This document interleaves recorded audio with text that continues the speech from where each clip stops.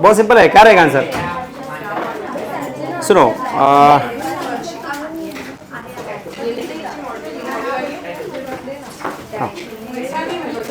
G1 phase में कितने हैं? 30. तो कंपेयर विद द क्रोमोसोम्स, कितने होते हैं क्रोमोसोम्स? मियोसिस ना, तो मियोसिस में शुरू में कितने होते हैं क्रोमोसोम्स सेल के अंदर? नहीं नॉर्मली अपने सेल्स में, ह्यूमन बॉडी सेल में, ह्यूमन बॉडी सेल में कितने क्रोमोसोम्स होते हैं? पेयर्स, मतलब 46. और बाद में मियोसिस 2 होने के बाद कितने रहते हैं क्रोमोसोम्स? 23. तो डीएनए पहले कितने था? मतलब यहाँ इस एग्जांपल में उन्होंने प्रोडक्ट में पूछा है, प्रोडक्ट में कितना दिया है? प्रोडक्ट में नहीं, पहले शुरू वाले सेल में कितना दिया है? 30. तो हाफ होने के बाद कितना रहेगा? 15. That is answer.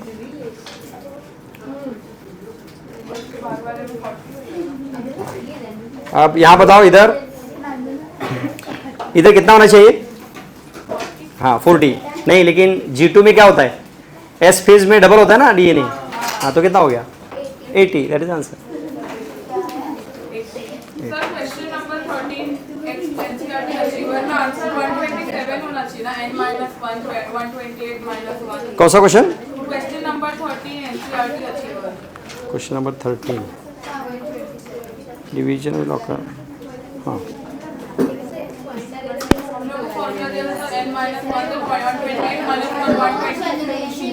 इसका आंसर ये आना चाहिए. 7 ही तो है, बराबर. 1 × 2, 2 × 4. हाँ, 2⁻n. हाँ, ऐसा 2⁻2. जब हम रनिंग करते हैं तो ब्रीदिंग रेट क्यों बढ़ता है? हाँ, टू टेक ऑक्सीजन. अरे क्या पढ़ते हैं? अरे हुआ है ना सर. हाँ, नहीं, हम रनिंग करने के बाद ब्रीदिंग रेट क्यों बढ़ता है? ऑक्सीजन चाहिए. अरे क्या पढ़ा था हमने? हाँ, नहीं, शुरू में नहीं होता ना लैक्टिक एसिड. अभी हमने थोड़ा रनिंग किया है तो उसमें थोड़ी लैक्टिक एसिड है, तो बाद में आएगा. ज़्यादा होता है तो O2 का तो कोई रोल नहीं. हमने सीखा ना, लाइन लिख के दिया था. देखो, हाँ, CO2. नहीं, CO2 बढ़ता है ना. अरे भूल गए आप लोग. एक मिनट. रनिंग करने के बाद क्वेश्चन ऐसे है, ब्रीदिंग रेट बढ़ता क्यों है? बताओ इसका आंसर. हाँ, CO2 और H+ बढ़ते हैं, तो उसको निकालने के लिए तो O2 इनसिग्निफिकेंट है. O2 का थोड़ी रोल है. लाइन ही है ना टेक्स्ट बुक की. अदर ये पोल्यूशन के लिए, तो पोल्यूशन में निकालने के लिए पड़ता है. अदर का छोड़ो, O2 तो है ही नहीं. क्रोमोमियर. अच्छा, नहीं वो क्रोमोमियर ना, क्रोमेटिन होता है. क्रोमेटिन, तो क्रोमेटिन ऐसे फोल्ड एक बनता है लाइक दिस क्रोमोसोम के स्ट्रक्चर में एक्चुअली.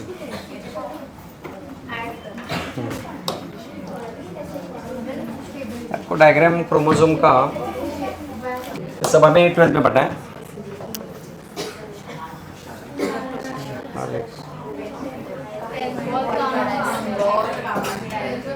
हाँ, ये देखो. अरे किधर?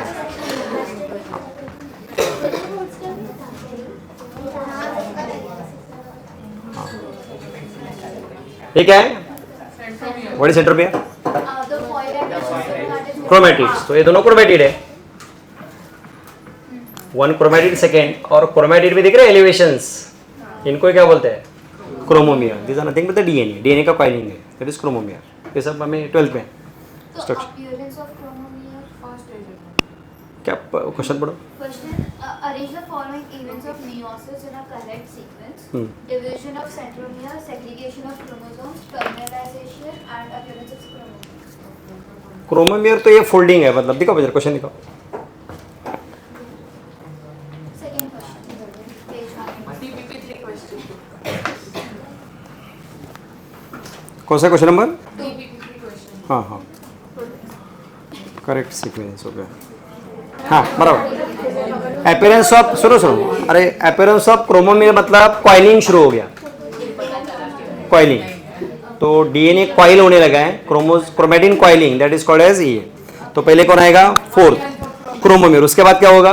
टर्मिनलाइजेशन। उसके बाद सेग्रीगेशन ऑफ क्रोमोसोम और उसके बाद डिवीजन ऑफ सेंट्रोमियर। ऐसे तो इन शॉर्ट लिख दो उधर ब्रैकेट में चाहिए तो, it is a condensation of chromatin. चलो नेक्स्ट निकालो, लास्ट पॉइंट कहाँ तक हुआ है?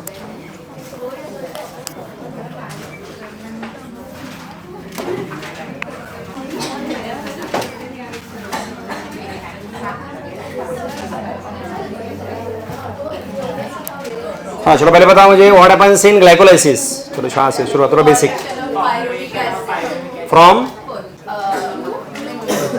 ग्लूकोज। अरे बोलो सर, अरे कंसंट्रेट डाउन, थोड़ा दे दो, रिवाइज करेंगे। What is glycolysis? Glucose converts into 2 pyruvate, right? Okay, it takes place in cytoplasm. फिर पायरुवेट बाद में कहाँ जाते हैं? माइटोकॉन्ड्रिया, मैट्रिक्स में। उसके साथ क्या होता है? नहीं, उससे पहले और एक लिंक रिएक्शन, उसमें क्या बनता है? Acetyl coenzyme A. फिर क्रेब्स साइकिल, फिर क्या होता है? एसिटाइल कोएंजाइम ए का ब्रेकडाउन होके क्या बनता है? NADH, H+, FADH2 और CO2। कितना है? ओके, कितने NADH बनते हैं ग्लूकोज से? 3। नहीं, क्वेश्चन सुनो बराबर। एक ग्लूकोज से कितने NADH बनते हैं? 10 ना? कैसे बताओ 10?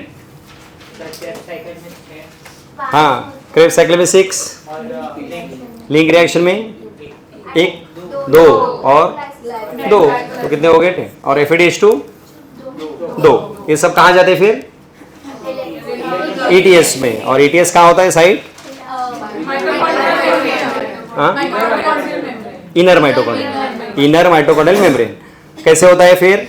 NADH में एनर्जी बनती है, लेकिन प्रोसेस क्या है? कितने कॉम्प्लेक्स होते हैं? 5। कौन से बताओ? डिहाइड्रोजनेज। उसके बाद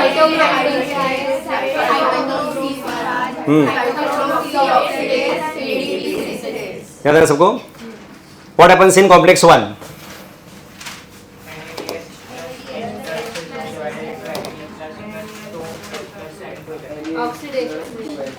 NADH डिहाइड्रोजनेज करता क्या है? NADH प्लस H+ को कन्वर्ट करता है किसमें? NAD+। और उस टाइम क्या निकलता है? NADH को किसमें कन्वर्ट करता है? NAD+। लेकिन उस टाइम क्या निकलता है? 2H+ and 2 electron. फिर 2 इलेक्ट्रॉन कहाँ जाते हैं? FMN। उसके बाद and then during this oxidation energy is release. वो क्या करती है? It carries 4H+ from where to where? Matrix to intermembrane space. Okay, next UQ के बाद फिर कहाँ जाता है? Cytochrome 3, complex 3, cytochrome BC1। तो इलेक्ट्रॉन फर्स्ट आते हैं साइटोक्रोम B, देन उसके बाद C1, उसके बाद और ये मोबाइल कैरियर होता है, इलेक्ट्रॉन कैरियर। फिर ये लेके कहाँ जाता है? Towards complex 4। During this again because of 4H+ carried from, याद है ना सर? मैट्रिक्स, हाँ ओके। देन साइटोक्रोम C से इलेक्ट्रॉन पहले copper A, then cytochrome A, फिर A3 और कॉपर B, और उसके बाद पहले कौन लेता है? Final electron acceptor, half O2, उसका आयन बनता है। Then that ion, oxygen ion reacts with 2H+ और बनता है what? That is called as terminal oxidation. Okay, during this again 2H+ are carried towards intermembrane. तो कितने आ गए H+? 10 because of 1 NADH। फिर again what is complex 5? F0 and F1. What is F1? And it functions like turbine. When H+ are carried here, ADP plus Pi convert into ATP. 4H+ से कितना बनता है? 4H+ जाने के बाद 1 ATP बनता है। तो एक्चुअली कितने होने चाहिए? 2.5। हम याद कितना रखना है? 3। याद है ना? ओके, देख लो एक बार डायग्राम वगैरह हुआ था ना? नहीं, ये ऑक्सीजन अगर नहीं रहेगा then person will die. No नहीं आता, तो फिर और टॉक्सिक बनेंगे। ये ऑक्सीजन होता है, इसलिए तो इलेक्ट्रॉन और 2H प्लस को निकाल देंगे तो पूरा इस मैट्रिक्स के अंदर क्या भर जाएंगे, H प्लस, और एसिडिटी बढ़े और एसिडोसिस होगा, उससे mitochondria will die, person will die, इसलिए तो सफोकेट होते हैं बिकॉज ऑफ एसिडोसिस, सेल्स में बढ़ता है। चलो देख लो एक बार शुरू से और थोड़ा बाकी रिवाइज करेंगे। क्या हुआ लास्ट पॉइंट याद है कुछ? वो कॉम्प्लेक्स का वो स्ट्रक्चर ऑफ F1 और F0 का इसने देखा क्या घर पे जाके ये सब?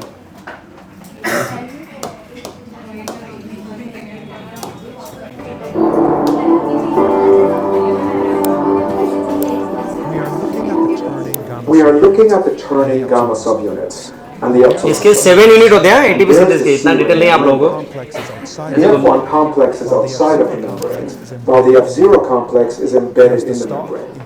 क्या बताया इसका मतलब? Including the delta and the B subunit. F0 किधर होता है? हाँ, इंटीग्रल इंटीग्रल प्रोटीन, और F1 आउटसाइड मतलब पेरिफेरल, और उसके 7 कॉम्प्लेक्स होते हैं किसके? F1 के। इतना सिलेबस में हमें नहीं है। The alpha subunits are shown in The alpha subunits are shown in light pink. The beta subunits are the magenta. central stalk is In the middle, the central stalk the is B rotating. subunit stabilizes The B subunit stabilizes the hexamer, which means that the hexamer can't rotate.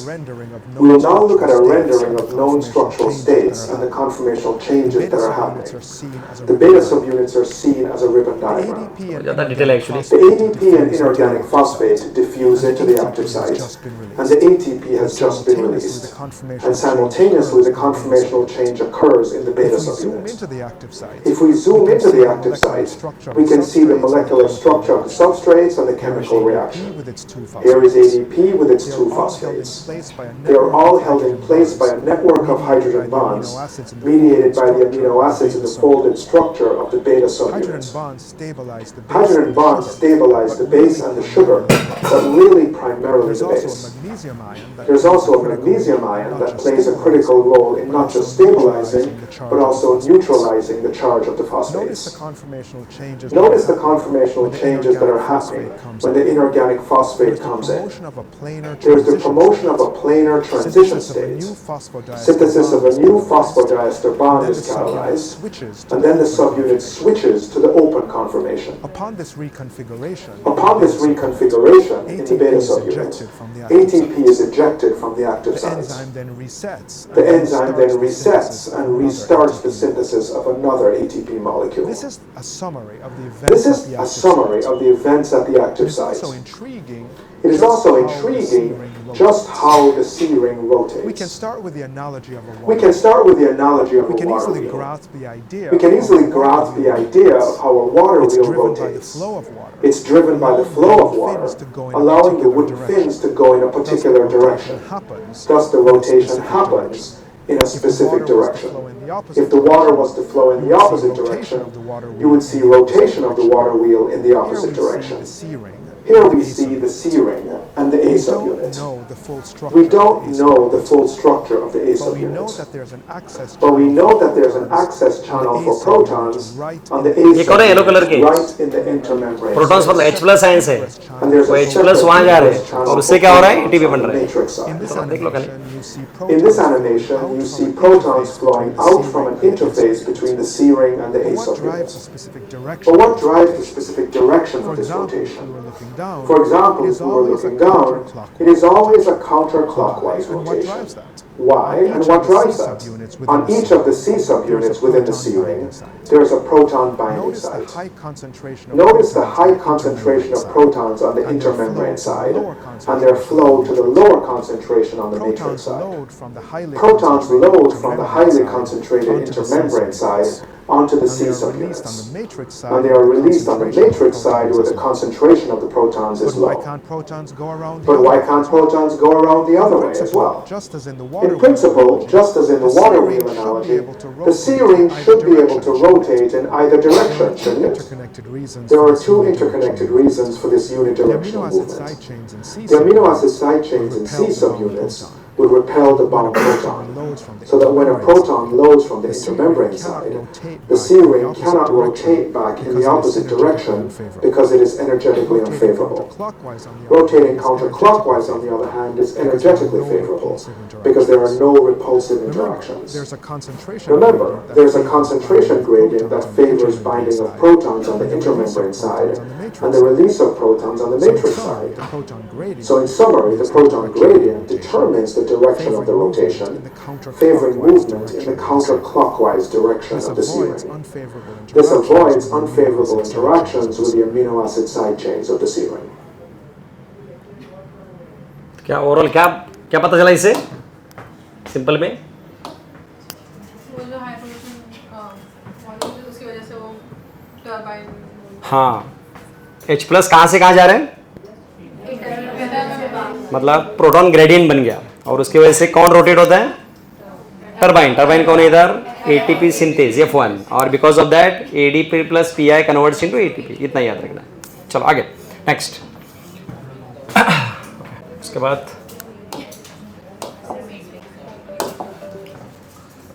हाँ, अरे एक अच्छा okay, नहीं और ठीक है। हाँ next, अभी नेक्स्ट पॉइंट देखते हैं कौन सा है।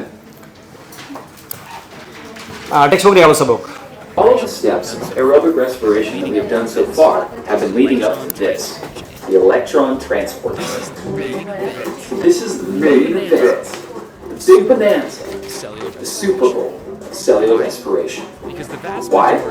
Because the vast majority of our ATP is made here. The electron transport chain is actually a series of proteins and other molecules embedded in the inner membrane of the mitochondria. These molecules transport electrons, hence the name. Let's zoom in on this inner membrane to see the electron transport chain in more detail. Here's how it works. Here's how it works. That electron carrier. NADH, that electron carrier we've been making all along, delivers its electrons to the first protein in the electron transport As the chain. electrons move through this As the electrons move through this protein complex, energy is gradually released, and this energy is used to pump hydrogen ions, or protons, across the inner membrane क्या from समझ रहा है the क्या? matrix into the intermembrane space. At this point, it might help to realize At this point, it might help to realize that moving electrons is electricity. So it should not be surprising that these electrons can provide the energy to drive these microscopic pumps made out of they're protein. basically natural electric. They are basically natural electric pumps, created way before humans invented them, which is super cool. The electrons are then transported by The electrons are then transported by the special red molecule toward their next the red destination. molecule also picks up the The electrons. red molecule also picks up the electrons donated by FADH2, that other electron carrier that we made during the These Krebs. electrons are then passed All on of these to another electrons are then passed on to another protein complex. At this next protein complex, At this the next electron protein energy is used complex, once again the electron to energy is transport used hydrogen once again across the to membrane transport into the hydrogen ions intermembrane across the space. membrane into the intermembrane Notice that we are space. building up a high Notice that we are building up a high concentration concentration of hydrogen ions in the This will be intermembrane very space. important soon. This will be very important soon. Now the electrons are transported to a final Now the electrons are transported to a final Their energy protein is used complex, once again where their to energy is pump used hydrogen once ions again into the to intermembrane pump space. hydrogen ions into the intermembrane space. ये कौन सा रहेगा complex? One. ये आपने क्या देखा फिर video? हम बराबर अरे अरे यार आप लोग देखते नहीं बात। which is super cool. Which is super cool. The electrons ये तो समझा सबको? The complex electrons are one. then transported by the special red molecule toward their next The red destination. molecule also picks up the The electrons. red molecule also picks up अभी the बताओ। electrons donated by FADH2, कौन है? that other electron carrier अरे कौन सा है complex? during the Krebs cycle. ये कौन सा कॉम्प्लेक्स है? कॉम्प्लेक्स 2 अरे कॉम्प्लेक्स 2 है, इट इज नॉट 3। ये कॉम्प्लेक्स 1 क्योंकि इसको NADH अटैच हुआ है। इसको कौन अटैच हुआ है? देखो उधर स्केच में, ये कौन है? कॉम्प्लेक्स 2 है। उसके बाद ये कौन रहेगा फिर? ये कॉम्प्लेक्स 3 है। क्या लिखते हो? All of these electrons are then passed on to another protein complex. At this next protein complex, At this next carrier अभी नहीं है, बाद में the carrier. electron energy is oh UQ। to transport hydrogen ions across the membrane into the intermembrane space. building up Notice that we are building up. ये sorry ये UQ है। हाँ ये वाला है। this is the This is the during the Krebs cycle. during the Krebs These cycle. electrons are then passed All of these electrons are then passed on to another protein complex. अब ये कौन रहेगा? next protein complex. At this Complex next three. protein complex, the electron energy is used once again to transport hydrogen ions across the membrane into the intramembrane Notice that we are space. building up a high Notice that we are concentration building up a high concentration of hydrogen ions in the intramembrane space. This will be very important soon. Now the electrons are transported to a final Now the electrons are transported to a final protein ये complex कौन है? where their energy is used once again to pump cytochrome C hydrogen into the mobile intramembrane में। space, और ये कौन है? making the concentration even complex higher. 4। Now the electrons need somewhere to go, a final destination to complete their journey. Fortunately, you breathe.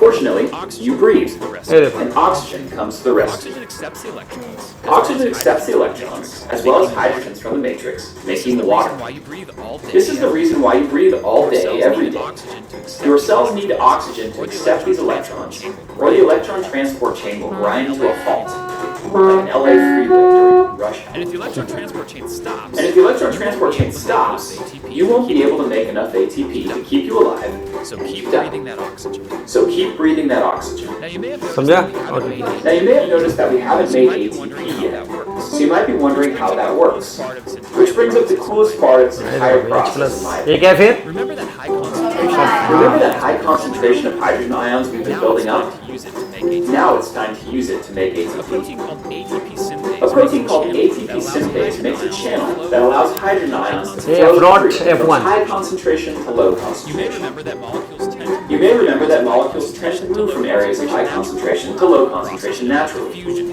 a process known as diffusion. These hydrogen ions, So, in a manner these of hydrogen ions, in a manner of flow from speaking, the high concentration want to area flow of from the the high intramembrane concentration area of the intramembrane space to the low concentration area, the matrix. but they can only get through But they can only get through ATP this synthase. facilitated diffusion. This facilitated diffusion of hydrogen ions through ATP synthase causes ATP synthase to spin like a turbine and produce Such ATP. a cool mechanism. Such a It's cool like mechanism. microscopic It's like a microscopic hydroelectric dam, generating ATP instead of electricity as hydrogen ions passively flow through. Since we made many electron carriers, Since we made many electron carriers throughout transport respiration, chain happens the electron transport chain happens over and over again, making between 30 to 34 ATP molecules for every glucose that entered respiration.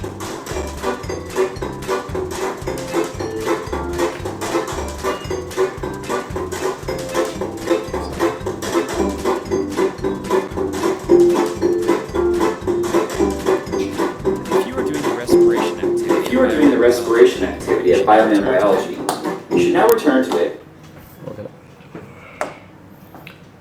कुछ बस हो गया ना? चलो ठीक है, next open the book और आगे चलते हैं। Next page. एरो हमने कुछ तो एम्फीबोलिक शुरू किया था ना? तो लिखा था हेडिंग कुछ क्या नहीं? नहीं लिखा था, ठीक है। फिर ये स्केच करते हैं। Page number 163। बस समझ में आ रहा सबको? पेज और वो टेबल वो लिखना है। Page number 163। हाँ, यस यस यस, हाँ 12.6 लिख दो पूरा। ये हो गया स्ट्रक्चरल कॉकरोच वाला, हो गया चैप्टर कंप्लीट हो गया ना? फ्रॉग हो गया। फीमेल में होते हैं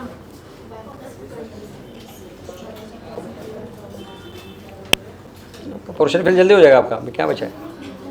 अभी लोकोमोशन और न्यूरल ना, और बायोमोलिक्यूल, और इधर photosynthesis, plant growth and respiration. तो अभी सेल, मुझे लगता है जान तक खत्म।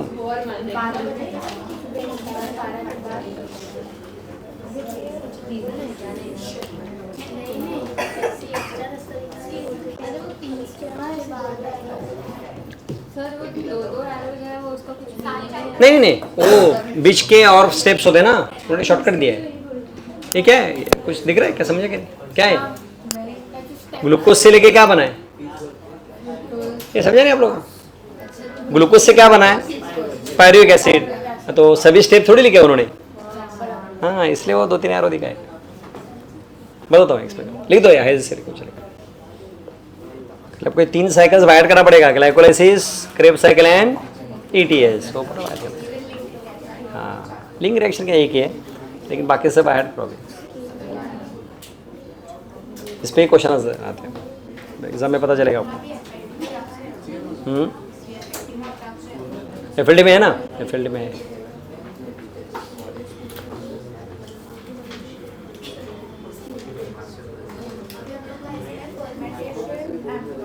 एवरेज खत्म हो जाएगा ऑलमोस्ट।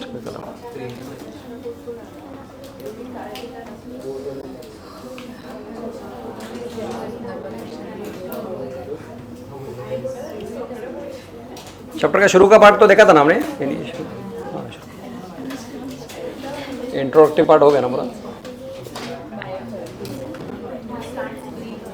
हाँ वो है ना, शुरू का कुछ हुआ नहीं, नहीं वो पूरा पढ़ के हुआ है कि नहीं? इसमें रीडिंग नहीं हुआ है, शुरू से कुछ नहीं हुआ है।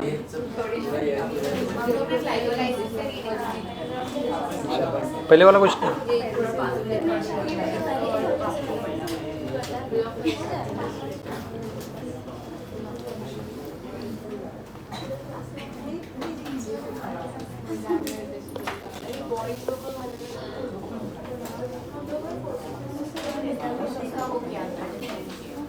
नहीं शुरू में मतलब शुरू का पार्ट हमने देखा कि नहीं? मतलब मुझे कुछ पढ़ा नहीं है, रीडिंग नहीं किया है क्या? ये नहीं हुआ शुरू, डू प्लांट्स ब्रीथ वगैरह नहीं हुआ है, नहीं हुआ है। ठीक है, ये शुरू का नहीं हुआ क्या? डू प्लांट सीट वगैरह कुछ? ठीक है, देखते हैं। नोटबुक दिखाओ जरा, कहाँ से शुरू हुआ है?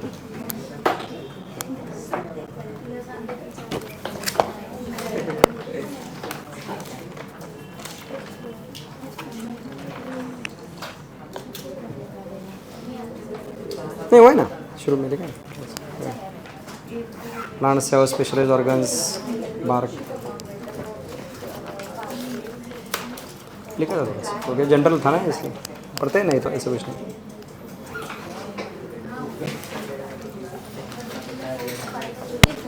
हो गया लिखे, बाकी है क्या? कंप्लीट हो गया? कौन सा ये? नहीं ये इतना ही है।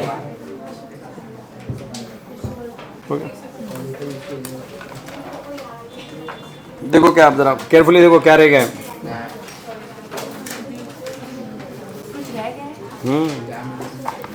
और कई लोगों को शायद समझा नहीं है, नहीं दूसरा पॉइंट है, अरे रेस्पिरेटरी क्वेश्चन वो अलग है। अरे इनकम्प्लीट है, देखो अरे देख के भी बराबर नहीं। अरे सुनो क्या है, समझा आपको? ये क्या लिखा है? What is this? बोलो फैटी एसिड। तो फैटी एसिड से क्या बनता है? और ये क्या है? ग्लिसरॉल से कौन बनता है? ऐसा है वो, देखो बराबर।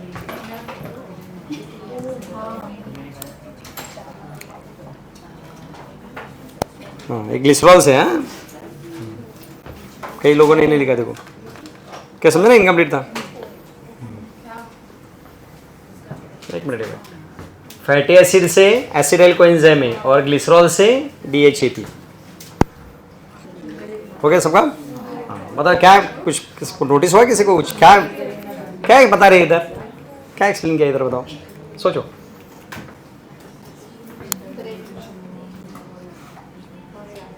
सोचो।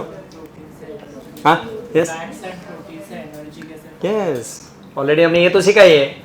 हम कार्बोहाइड्रेट्स लेते हैं, मतलब एक्चुअली क्या खाते हैं हम? मोस्टली ग्लूकोज तो खाते नहीं, मालूम है ना, ग्लूकॉन डी वगैरह ठीक है, बाकी रोज तो लेते हैं। क्या कार्बोहाइड्रेट्स लेते हैं, मतलब क्या लेते हैं हम?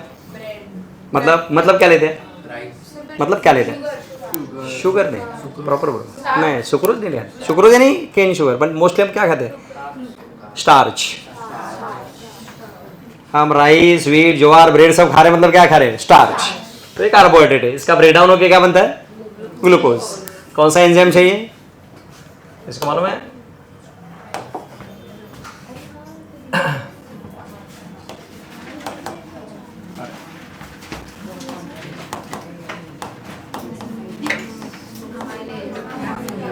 कौन सा एंजाइम लगता है?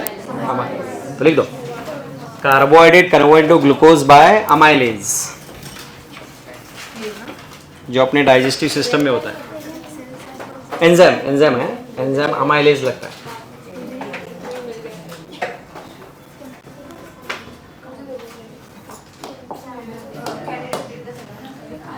carbohydrates converted into glucose by enzyme amylase.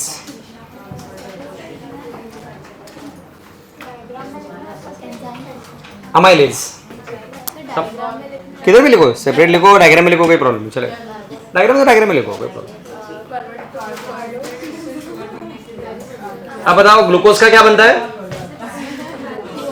उसके बाद फ्रुक्टोज 6 फॉस्फेट, उसके बाद बोलो अभी 1,6 फॉस्फेट, उसके बाद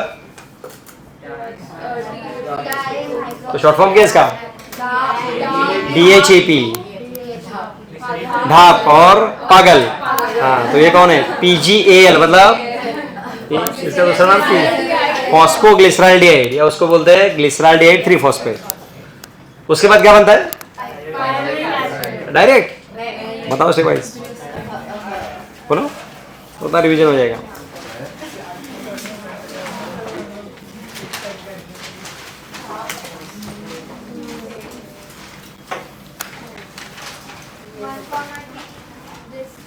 हाँ राइट, 1,3-BPGA मिला कि नहीं, अरे देखो पहली बार सुन गया देखो. ओके उसके बाद 3PGA, उसके बाद PPA और उसके बाद पायरुविक एसिड. तो यहाँ से यहाँ तक ये क्या है, ग्लाइकोलाइसिस है. फिर पायरुविक एसिड से क्या बनता है, उसको क्या बोलते हैं हम, लिंक रिएक्शन. और एसिटाइल कोएंजाइम से क्या बनता है, वाटर एंड CO2. ये क्या है, क्रेब्स साइकिल. समझो सबको, तो मतलब ऐसे बनते हैं. लेकिन प्रोटीन, जब हम प्रोटीन लेते हैं उसका डाइजेशन होके क्या बनता है, और इसके लिए एंजाइम चाहिए प्रोटीन्स. लिख लो, प्रोटीन से अमीनो एसिड बनने के लिए एंजाइम लगता है प्रोटीज.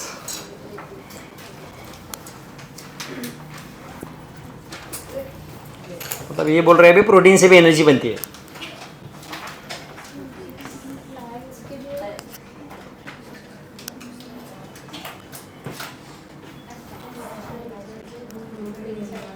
लेकिन क्या डिफरेंस है यहाँ बताओ. अब एमिनो एसिड का पाथवे थोड़ा सा डिफरेंट है. कैसे, डायरेक्टली क्या बनता है, पायरुविक एसिड, फिर आगे. तो ये वाला नहीं होता है, किसके साथ, एमिनो एसिड के साथ. एमिनो एसिड का डायरेक्टली क्या बनेगा, पायरुविक एसिड. तो उसमें क्या नहीं रहेगा, नो ग्लाइकोलाइसिस. समझा. अब फैट्स का डाइजेशन ओके, और इसके लिए कौन सा एंजाइम, लाइपेज. लिखो, लाइपेज क्या करता है, फैटी एसिड एंड ग्लिसरॉल.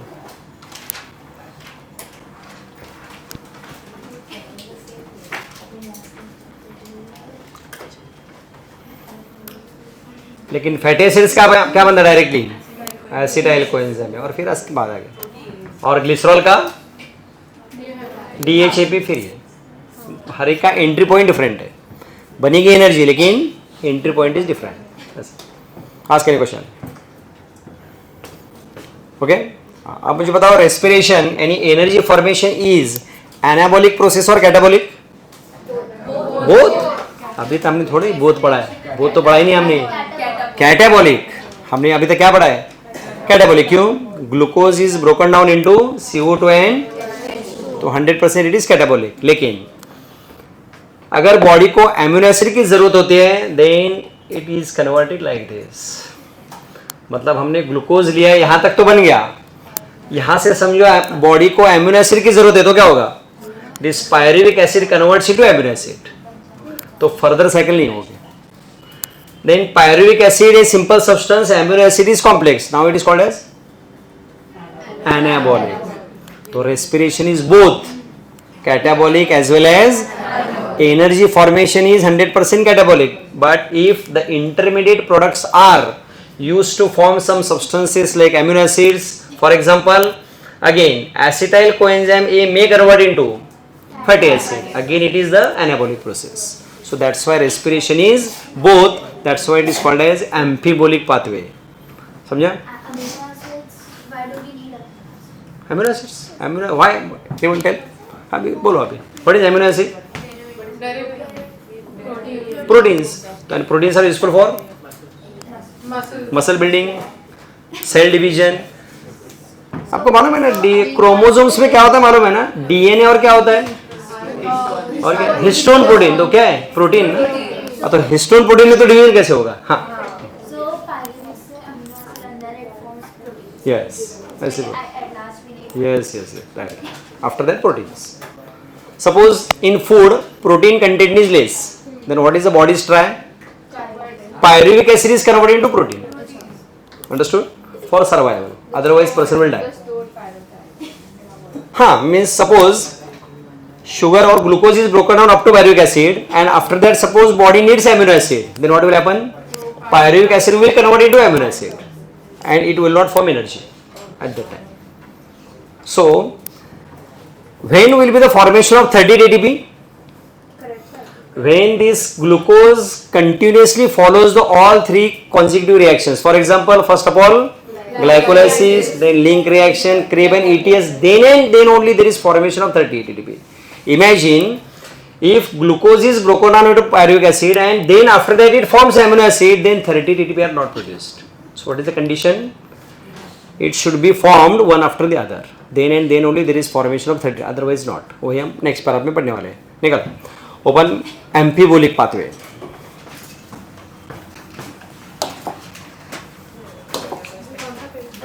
इसके पहले अब आपके सभी डाउट यहाँ क्लियर.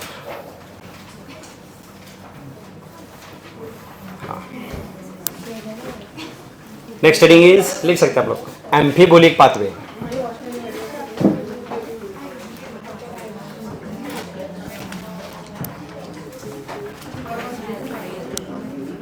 तो अभी आपने जो स्केच बनाया है वही सब यहाँ लिखा है. पढ़ो आगे क्या लिखा है. व्हाट इज ग्लूकोज इज, तो मेन कौन है, glucose. All carbohydrates are usually first converted into glucose before they are used for respiration, means from starch first of all there is conversion of glucose, other substrate can be okay.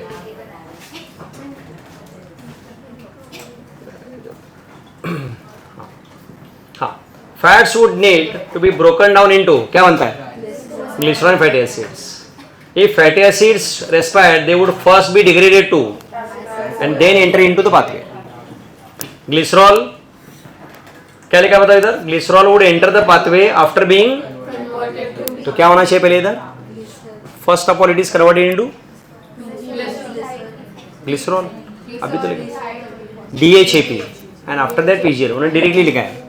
Sketch देखा ना आपने, पहले क्या बनता है and then next the protein should be degraded by and then after depending on the structure. Okay हाँ, as say some proteins, देखो आपके डायग्राम में क्या लिखा है, एमिनो एसिड डायरेक्टली क्या बन गया and sometimes may be acetyl coenzyme. नहीं समझा, मतलब कई एमिनो एसिड्स कहाँ एंट्री करते हैं, पायरुविक एसिड बनाते हैं. Some amino acids can produce acetyl, क्योंकि एमिनो एसिड्स कितने टाइप के होते हैं मालूम है आपको, 20 टाइप्स, तो हर एक का मोड अलग रहता है.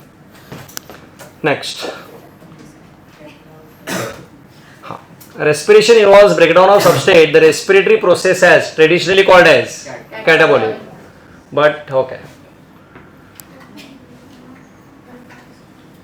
तो easy.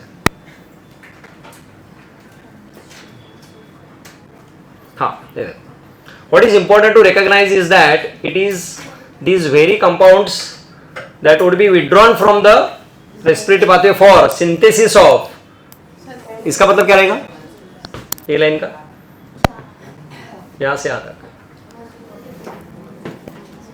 सोचो सोचो.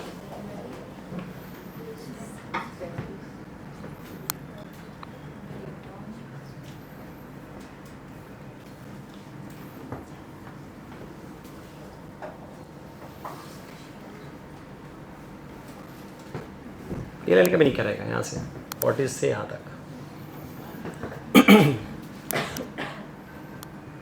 Any of the substance from the pathway like goes to another, हाँ. forms something. हाँ, अभी जो बताया वो example, Formation of pyruvic acid to pyruvic acid can be withdrawn to form amino acid, यही तो लिखा है. नेक्स्ट, हाँ, would be broken down. Okay, Fatty acid should be broken down to acetyl coenzyme A before entering the respiratory pathway when it is used as a substrate. So fatty acid first of all converted into acetyl coenzyme A, then it enters into the pathway. So it does not follow which pathway?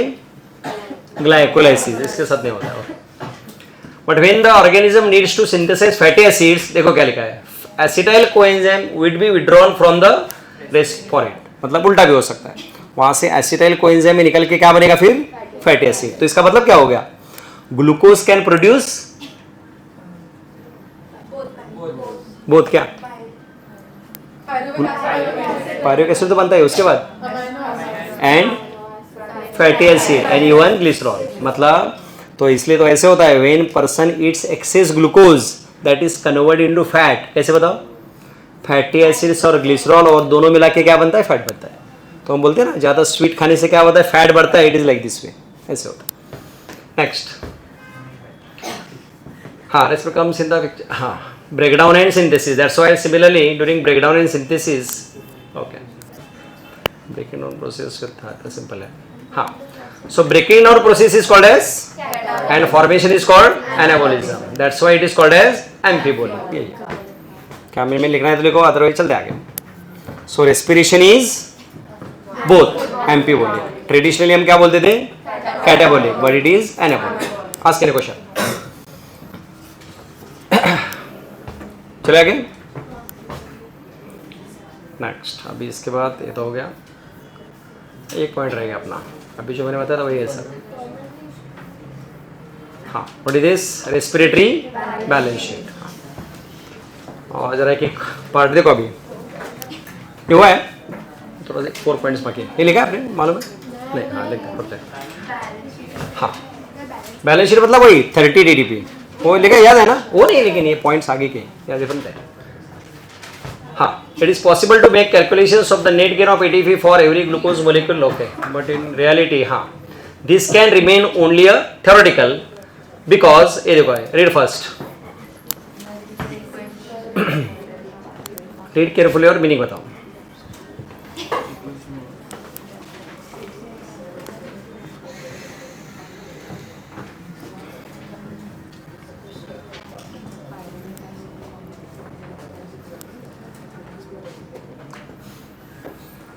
क्या मतलब इसका? उसका एक specific order. हाँ, मतलब glycolysis के बाद link, फिर क्रेब और ETS से कंटिन्यूस होगा तभी क्या हो सकता है 38, अदरवाइज नॉट. तो first condition should be this. Read the second and try to tell the meaning.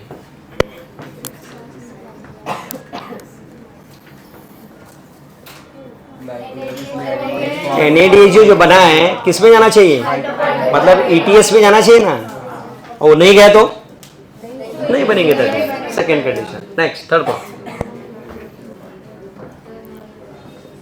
Simple है बहुत.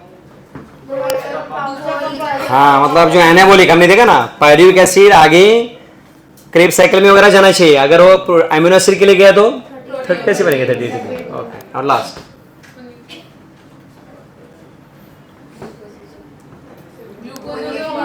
खाली ग्लूकोज ही, दूसरा प्रोटीन अगर बीच में आ गया क्या बनाने के लिए, पायरुवेट, तो कैलकुलेशंस डिफरेंट हो जाएंगे. समझा? तो ये 4 conditions important for calculation of 30 DDP. ये अगर नहीं होता है तो नहीं बनेगी. समझा सबको? आगे सर प्रोटीन्स और फैट से भी 38 ATP कैसे बनेंगे बताओ, कैलकुलेट. आप बताओ एमिनो एसिड से कितने बनेंगे, वो स्केच देके बताओ आप लोग कितने बन सकते हैं. जस्ट आपने जो स्केच बनाया ना उसमें एमिनो एसिड ले लो और उससे कितने एनर्जी बन सकते हैं बताओ मुझे.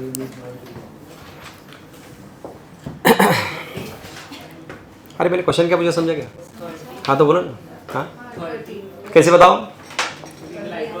हाँ, वो डायरेक्टली क्या बना रहा है, पायरुवेट. तो फिर ग्लाइकोलाइसिस में कितने बनते थे, 8. वो बनेंगे क्या? हाँ, तो कितने बचे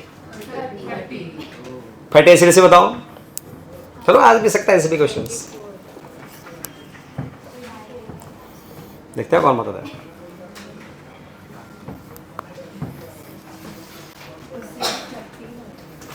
अरे ट्राई तो, अरे ऐसे अरे खोए खोए. हाँ 6. तो फिर क्या आएगा आंसर? नहीं, कहाँ एंट्री किया उसने? नहीं फैटी एसिड से एंट्री कहाँ की है? फिर कितने बनेंगे? बोलो सब लोग 24। हाँ लिंक रिएक्शन नहीं और ग्लाइकोलाइसिस नहीं। कुछ समझ रहे हैं सबको? अब मुझे जरा बताओ ग्लिसरॉल से कितने बनेंगे? सोच के बताओ।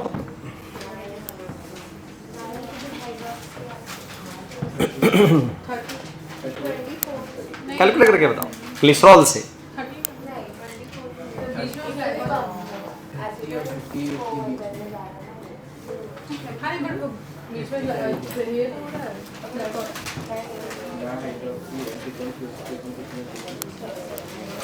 परफेक्ट करके बताओ कैलकुलेशन मुझे, देखते हैं कौन बताता है।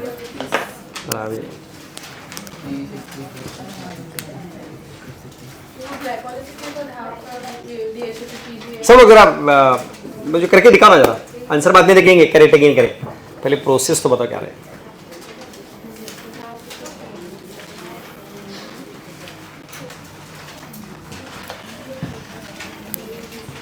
पहले बाकी का समझा ना, एमिनो एसिड समझा और ये समझा फैटी एसिड। अब ग्लिसरॉल बताओ एग्जैक्ट मुझे दिखाओ, वैसे बोल नहीं, मुझे करके दिखाओ कैसे कैसे कैलकुलेशन की।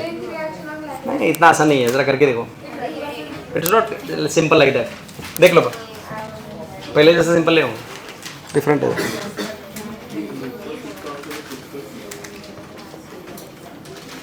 अब मुझे लगता है आप लोग लिखेंगे तभी आपको कैलकुलेट होगा। जरा देख लो, ये तो सब मिस्टेक हो जाएगी।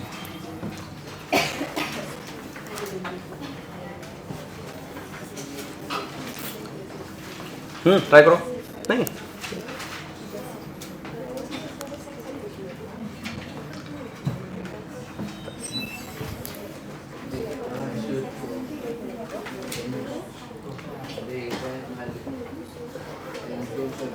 आंसर को वैल्यू नहीं है, आप मुझे करके दिखाओ कैसे आया आंसर जो भी आता है।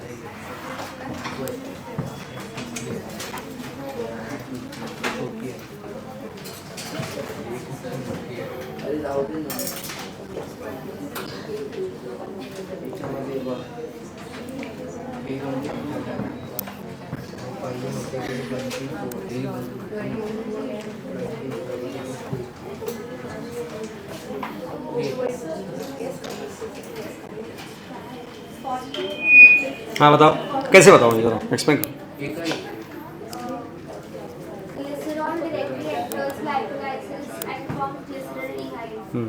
थोड़ा इनकरेक्ट है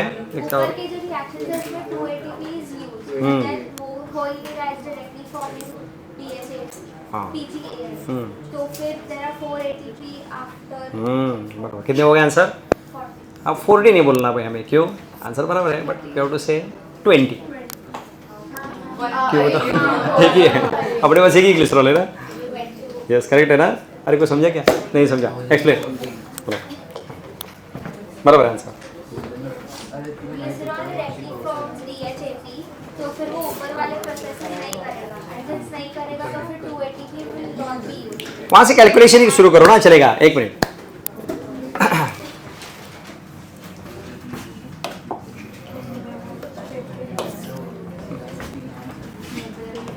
अपने पास है ग्लिसरॉल। ओके, ग्लिसरॉल से क्या बनेगा डायरेक्टली, और उसका क्या बनेगा? ये तो समझा। अब इसके बाद क्या देखो, क्या क्या बन रहा है पीजीएल से? पायरुवेट। तो क्या क्या बनता है उस टाइम? एक तो ये बनेगा, बराबर है, ये बनेगा ना। और क्या बनेगा? हाँ 4 नहीं, अभी एक ही मॉलिक्यूल अपने पास, तो 2। सही है, यहां तक करेक्ट है। तो कितना हो गया एनएडी? जिससे कितने, और इसे 5। ये समझेगा पहले देखो, पक्का समझा सबको? चलो नेक्स्ट। अभी क्या होगा, ये क्या है? पायरुवेट कहाँ जाएगा? एसिटाइल। तो इसमें कितने बनेंगे? 3। और इसके बाद क्रेब साइकिल में हमने देखा है कितने बनते हैं? 24 मतलब हाफ लेना है, एक मॉलिक्यूल है 12। तो 12 प्लस टोटल 20। ये किसको समझेगा पहले बताओ?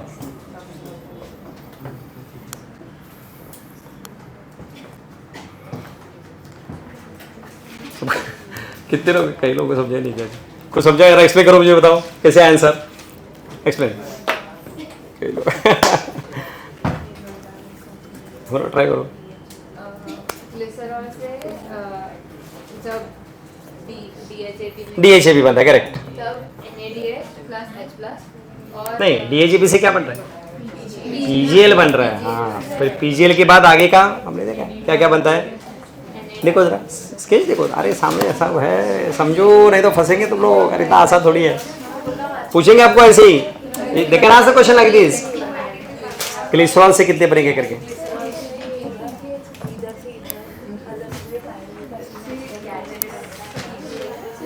कई लोग के ऊपर से जा रहे हैं, नहीं समझा। ओके चलो वापस एक बार ग्लाइकोलाइसिस तो निकालो, उसके लिए सामने ग्लाइकोलाइसिस है। ओके अब बताओ, अपने पास है ग्लिसरॉल, किसमें कन्वर्ट हो गया? DHAP किसमें बना? अब PGL के बाद देखो क्या क्या हो रहा है। 2 नहीं, अभी 1 लेना पड़ेगा। क्यों बताओ? अपने पास एक ही मॉलिक्यूल है ना, वो ग्लूकोज से 2 बने थे, अपने पास एक ही है, तो 1 NADH। फिर आगे चलो, 2 ATP कैसे? एक्चुअली उधर 4 थे, हमें 2 ही लेने पड़ेंगे। हो गया 2 ही तो लिखा है मैंने, 5 हो गए। चलो ना आगे, पायरुवेट के बाद क्या बनता है? एसिडाइल कोएंजाइम, उसमें क्या बनता है?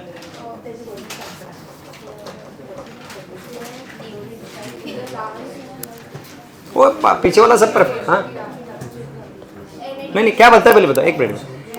पायरुवेट से एसिडाइल कोई उसके टाइम क्या बनता है? NADH बनता है, 1 NADH ना। फिर उससे कितने ATP? हाँ तो ही तो लिखा। फिर एसिडाइल कोएंजाइम का क्या होता है आगे? क्रेब्स साइकिल, और उसमें कितने बनते हैं? 12, तो वही तो लिखा है। तो 12 + 3, हाँ तो 12 + 3 15 + 5। और किसको नहीं समझा है?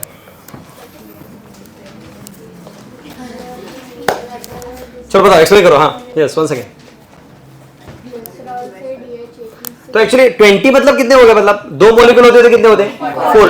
तो ये ऑन आंसर क्यों आ गया? ऊपर के नहीं गए ना, 2 जो यूज हुए थे वो नहीं आएंगे, क्यों यूज हुए नहीं, क्योंकि डायरेक्टली हम एंट्री पॉइंट अलग है। हाँ बोलो, एक्सप्लेन करो। हाँ यस ट्राई करो जरा। नहीं शुरू से। ग्लिसरॉल से क्या बना है? DHAP। उसके बाद हाँ उसके बाद बताओ कितने बनते हैं? 6 NADH, 3 NADH। ये कब बने? 2 NADH, लेकिन हमने एक ही लिखा है, क्यों बताओ? एक ही मॉलिक्यूल है अपने पास। ओके हो गया। और 1 NADH से कितने?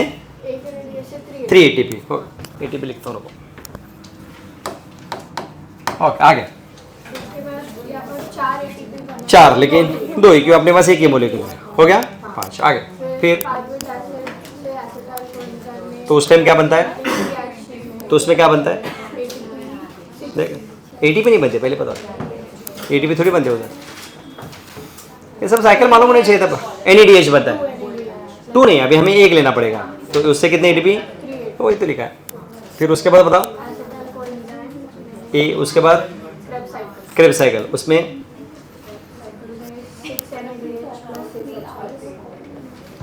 बताओ, देख के बताओ।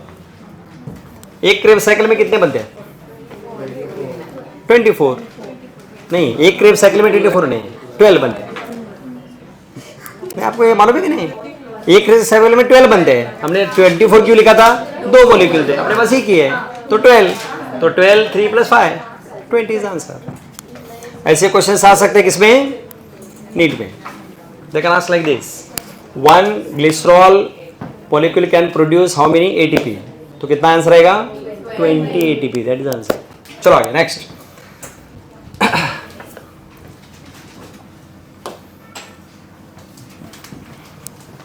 पढ़ो नेक्स्ट बॉय। अरे सबको समझ रहा है कि नहीं? चलो चलो आगे फिर। हाँ देखो आगे क्या लिखा है, read this. But this kind of assumptions are not really valid in a living system. ऐसा क्यों बताओ? इट्स नॉट वैलिड, ऐसे लिखा है। क्यों? ऐसे साइमल्टेनियस थ्योरेटिकली पढ़ रहे हैं हम, प्रैक्टिकली ऐसे होता ही नहीं होता है। यस कई बार वो मॉलिक्यूल एमिनो एसिड बनने के लिए चला जाता है, फैटी एसिड बनने के लिए चला जाता है, बीच में NADH किस लिए दूसरे प्रोसेस में यूज होता है, कुछ भी चलता है अंदर. तो it is not the ideal process. ये सब theoretical.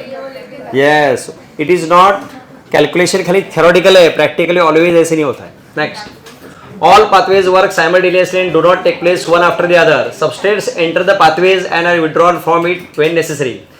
ATP is utilized as and when needed. Enzymatic rates are controlled by multiple means. Okay, exercise to appreciate the beauty and efficiency of. देखो क्या क्या लिखा है. Like this. ऐसे बनते हैं 38 बनते हैं, लेकिन ऑलवेज ये पॉसिबल नहीं होता. क्यों?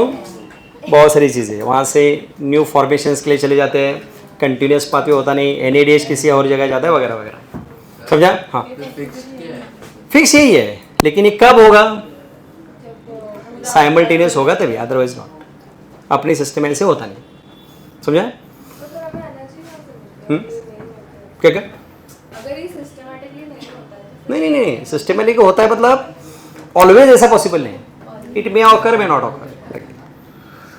बीच में से कोई pathway, for example citric acid कई बार जाता है किधर, एमिनो एसिड बनने के लिए, तो ट्रैक चेंज हो गया उसका ऐसे. चलो आगे. अभी सिंपल एनारोबिक, एरोबिक कंप्लीट. ये तो बहुत ईजी है. हाँ, मुझे लगता है अभी टेक्स्ट बुक सब लोग बंद करो, ओनली नोटबुक खोलो.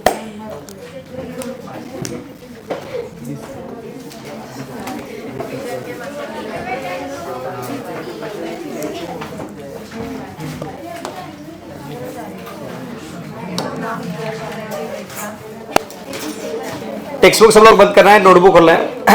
और लिखो हेडिंग एनारोबिक रेस्पिरेशन, उसको हम बोलते हैं फर्मेंटेशन.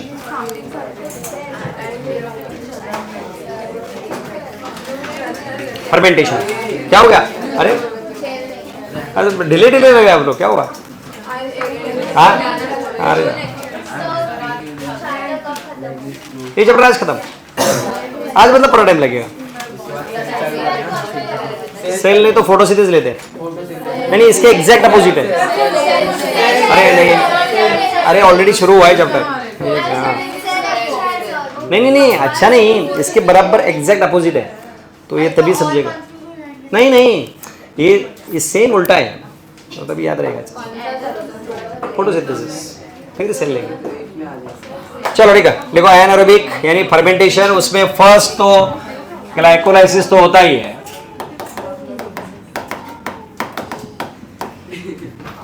लिखो हेडिंग, लिखो anaerobic respiration, that is fermentation. Heading लिखा क्या आपने? हाँ, नहीं उससे पहले चलो, इसके पहले ये लिखो. उसके भी दो टाइप है.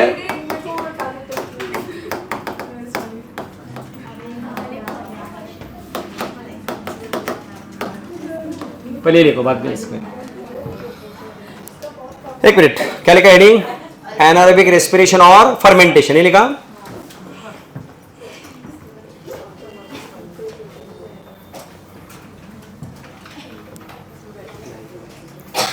उसका फर्स्ट टाइप है अल्कोहलिक फर्मेंटेशन. टेक्स्ट बंद करो सब लोग, जरा बुक बंद करो.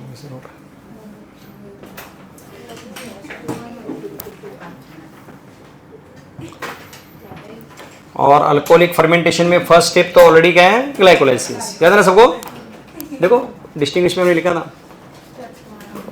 एरोबिक एनारोबिक, देखो ना डिस्टिंग्विश. अल्कोहलिक दूसरा होता है लैक्टिक एसिड, दूसरा ये होता है लैक्टिक एसिड फर्मेंटेशन, दूसरा टाइप. तो पहले एक एक पढ़ते हैं. दो ही है अल्कोहलिक फर्मेंटेशन. और उसमें फर्स्ट स्टेप ग्लाइकोलाइसिस है. Right the overall reaction of glycolysis. Right yourself. Overall हमने लिखा है ना.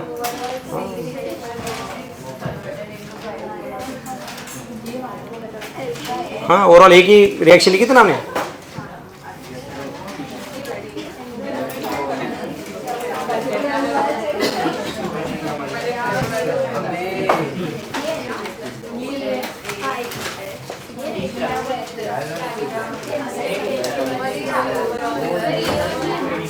हाँ, एक कौन सा? वो नहीं, ओवरऑल ग्लाइकोलाइसिस का.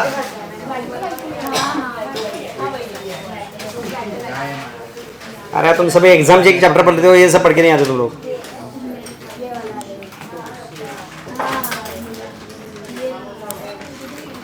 ठीक है, ओवरऑल रिएक्शन ग्लाइकोलाइसिस का।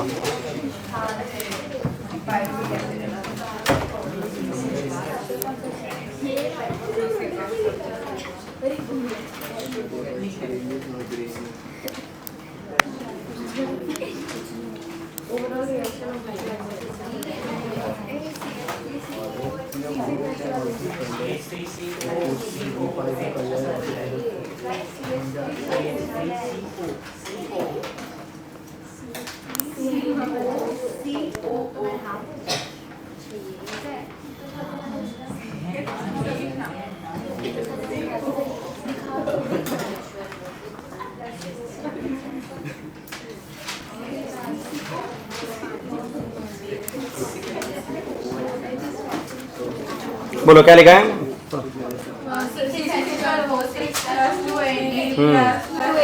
Correct, okay, yes.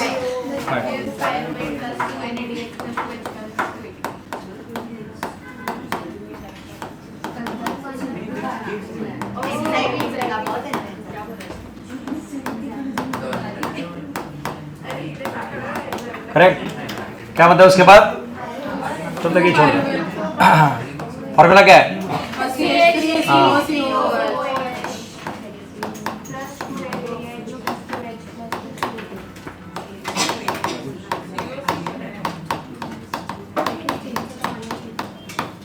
करेक्ट, सही है, लिख दो।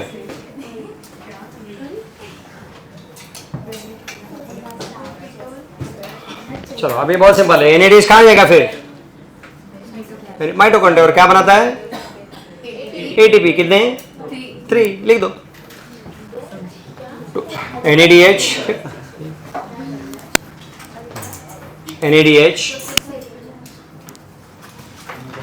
enters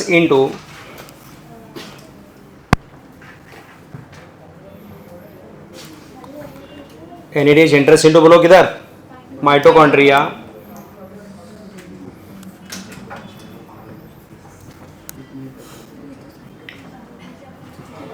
और फिर क्या होता है? 3 ATP, 1 से 3 और 2 से, हाँ। मुझे लगता है आप लोगों ने डैडी का पासबुक देखा है। डैडी का पासबुक, अकाउंट में कितने पैसे देखे हैं। मुझे लगता है आपको प्राइवेट में, मतलब इसमें जाना है शायद। अरे क्या तुम लोग, अरे क्या हेडिंग क्या लिखा है? हाँ, तो फिर क्यों लिख रहे हैं लोग? अरे क्या तुम लोग, अरे क्या सोच कैसे सकते हो, समझा नहीं। हेडिंग लिखा है एनारोबी और आप लोग माइटोकॉन्ड्रिया लिख रहे हैं। अरे मैं बोल रहा हूँ, मैं कुछ भी बोलूँगा, तुमको तो थोड़ा तो अलर्ट रहना चाहिए ना। अरे क्या है तुम लोग, मुझे लगता है आप लोग ना क्या बोलते हैं, मैनेज में वो डीम कॉलेज की सीट ले रही है। डैडी का पासबुक देखा आप लोगों ने, मुझे परफेक्ट है। अरे क्या तुम लोग क्या पढ़ते हैं, ये क्या पढ़ाई है? ये पढ़ाई होती है? अरे ये तो क्या टाइम पास है। अरे स्मूथली मतलब मैं तो अरे नीट तो गुमराह करने के लिए तो होता है। अरे नीट किस लिए होता है? ऐसा प्लेन क्वेश्चन थोड़ी होते हैं ऐसे स्ट्रेट फॉरवर्ड। हेडिंग क्या है? What is heading? एनारोबी। तो माइटोकॉन्ड्रिया लेकर ऑब्जेक्शन आना चाहिए ना।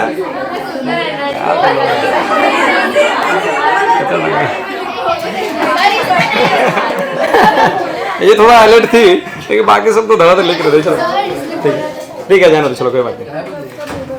तो नहीं रहेगा, ऐसा तो होगा नहीं कुछ, बराबर, क्योंकि माइटोकॉन्ड्रिया है ही तो नहीं। चलो सेकेंड, तो फिर सेकेंड स्टेप क्या है? लिखो। अरे थोड़ा अलर्ट रहो यार, क्या करते हो तुम लोग? आपको कोई भी फंसा के जा सकता है। चलो कोई बात नहीं, चलो नेक्स्ट। हाँ लिखो, क्या सेकेंड स्टेप क्या है? डीकार्बोक्सिलेशन।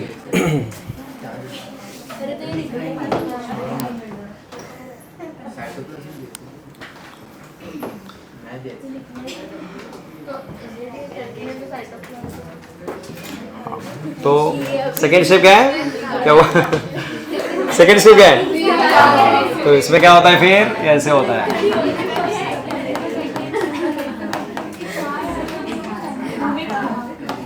बताइए, CO2 गया तो क्या बचेगा? अभी डीकार्बोक्सिलेशन मतलब CO2 निकलना, तो CO2 गया तो क्या बचेगा? CH3 बोलो। कौन है? एसिटाल्डेहाइड, बराबर ना? और फिर प्लस कोएंजाइम नहीं, इधर कोएंजाइम इधर CO2। आप बैलेंस के लिए हमें सब जगह क्या लिखना पड़ेगा? अरे कुछ समझे क्या? Why it is called decarboxylation बताओ? CO2 लाइक दिस, लिख दो। नहीं अभी नहीं, अभी सही है, यही है। हाँ, CO2।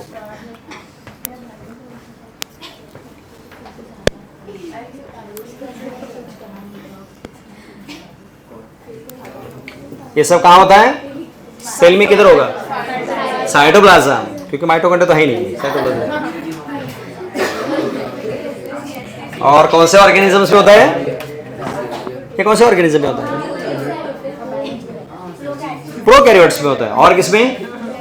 आरबीसीज में, समटाइम्स मसल्स में, समटाइम्स ईस्ट में, लाइक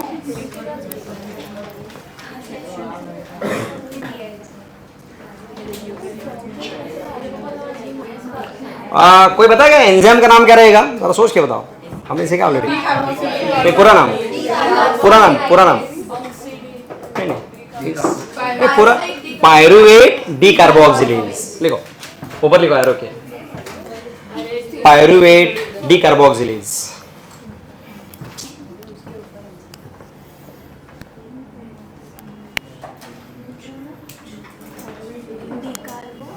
डीकार्बोक्सिलेज XY, हाँ LAC। और थर्ड रिएक्शन होती है, ये हुआ है ना, सब लिख दिया है, रिडक्शन। कैसे देखो, अब ये जो CH3CHO बना है, इट यूजेस दिस वन, किसको यूज करता है?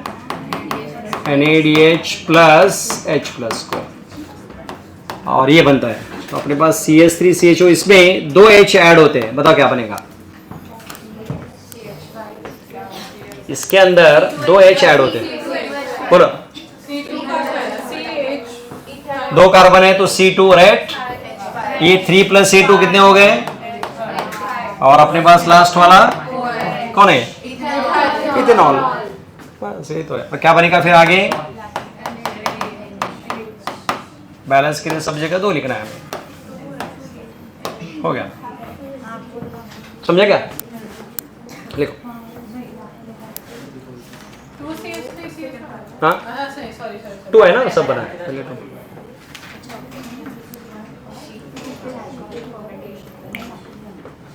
This is alcohol.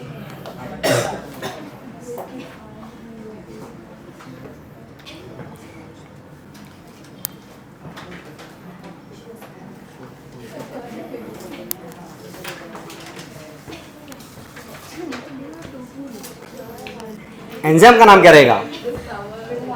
एंजाइम सोच, बोलो सब लोग।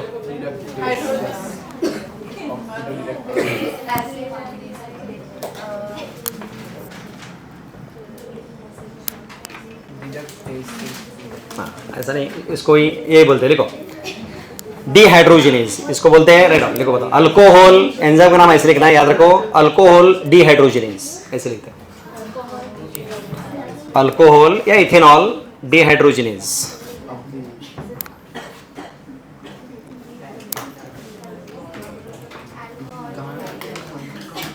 Alcohol dehydrogenase.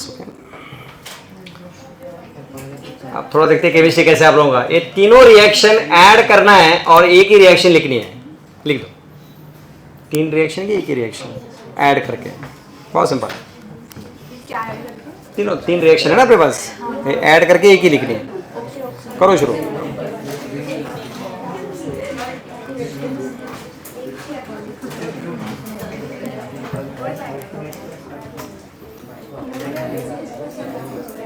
ऐसे कोई किए क्या? नहीं, 3 नहीं किए, ट्राई तो करो।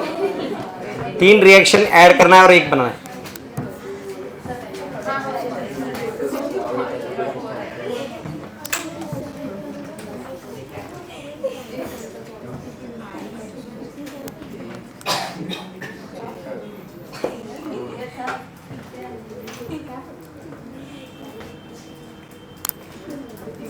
हाँ हाँ बोलो ना, क्या हो? नहीं हंस नहीं रहा हूँ, मतलब कहीं कुछ करने हैं ऐसे बैठे इसलिए मैं हंस रहा हूँ, मतलब वो इनएक्टिविटी के ऊपर हंस रहा हूँ जो कुछ ऐसे ही बैठे आराम से। नहीं सही है यही है। नहीं सही है, तीनों ऐड ही करना है। देखते कैसे ऐड कैसे करते मुझे देखना है। नहीं मजे नहीं।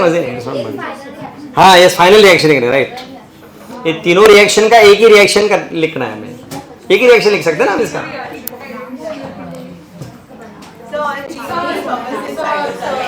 सेट होना चाहिए, सेट होना चाहिए। हाँ कई लोग लिख रहे हैं। हाँ ठीक है लिख रहे कई लोग, बराबर परफेक्ट है। हाँ परफेक्ट है, उसमें क्या है, बहुत ईजी है, इट्स वेरी इजी।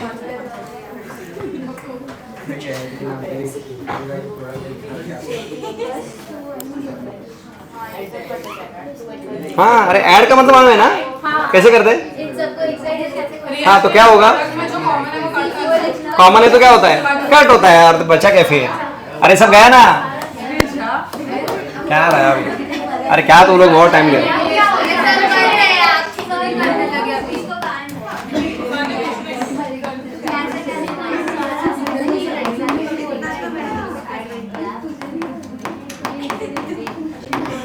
अरे खत्म, एडीपी से रॉ मटेरियल लिख सकते हैं, लिखना तो लिखवा दो मटेरियल। हाँ अरे खत्म, क्या बचा है?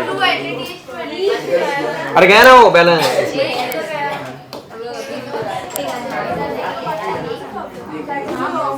सिंपल, यहाँ एडीपी लिखना है तो लिखो, नहीं लिखा तो भी चलता है। हाँ एडीपी, अरे लिखना है तो लिखो, अदरवाइज मत लिखो, सेम ही तो है, वो रॉ मटेरियल है ना उसका, लिखा तो भी चलेगा।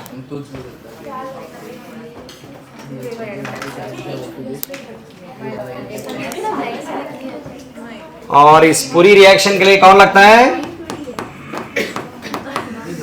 और उसमें एक एंजाइम बनता है, उसका नाम है ज़ाइमेज।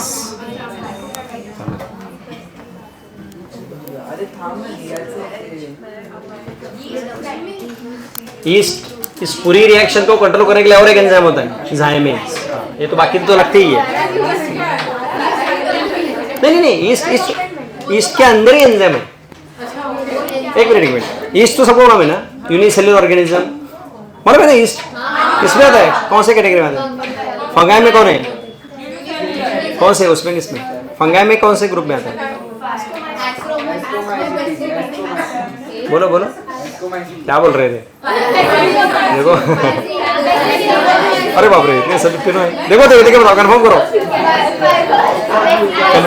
तो चारों बोल रहे हैं आप लोग, बोलो सब लोग। बीच में कोई तो बेसिडो बोल रहा है। तो उस पूरी रिएक्शन के लिए कौन सा एंजाइम लगता है, ज़ाइमेज।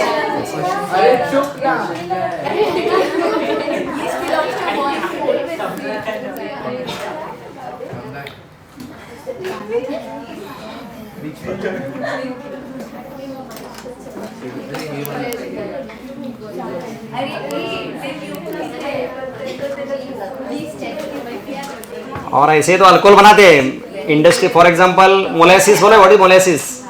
शुगर फैक्ट्री से जो वेस्ट प्रोडक्ट निकलता है वो मोलेसिस है, उसके अंदर ईस्ट डालते हैं और रखते हैं 10-15 दिन के लिए, फिर क्या होगा? यस, फिर उसको डिस्टिलेशन करते हैं, वही तो अल्कोहल होता है, यही प्रोसेस। हाँ किसने कहा मिथेनॉल है? इथेनॉल तो रोज लोग रात में लेते हैं ना।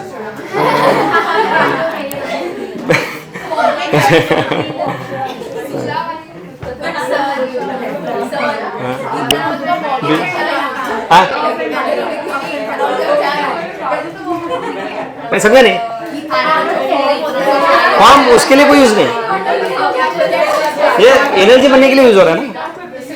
CO2 अपने यहाँ CO2 बनता है, इनके यहाँ इथेनॉल बनता है, उनको कोई यूज नहीं। हाँ नहीं ऐसा है, ईस्ट को इथेनॉल का कोई यूज नहीं, तो ये क्या करता है फिर, ये उसके बॉडी से रिलीज करता है बाहर, वही हम पीते हम, मतलब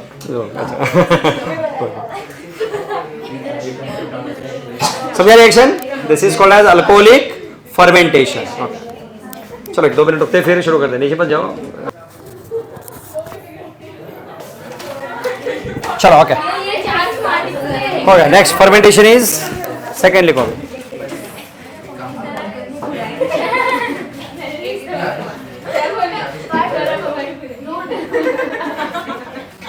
देखो सेकेंड फर्मेंटेशन क्या है, लैक्टिक एसिड लिख दो।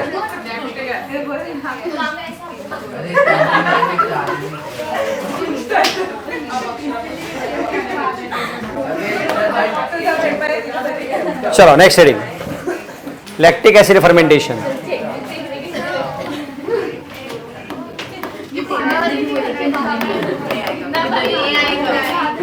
आ जाओ चलो चलो चलो चलो चलो चलो चलो चलो चलो।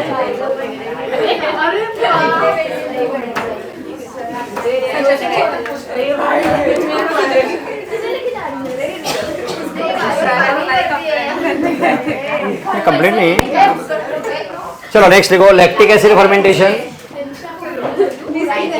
और इसमें फर्स्ट स्टेप ये है, कौन सा, ग्लाइकोलाइसिस लिख दो। First is glycolysis, lactic acid. हाँ लिखो ना वापस, एक minute. Second type is lactic acid fermentation और उसमें फर्स्ट स्टेप लिखो glycolysis and I get right this, यही लिखना, same same. What is lactic acid, मतलब क्या होता है lactic acid, curd, curd is lactic acid.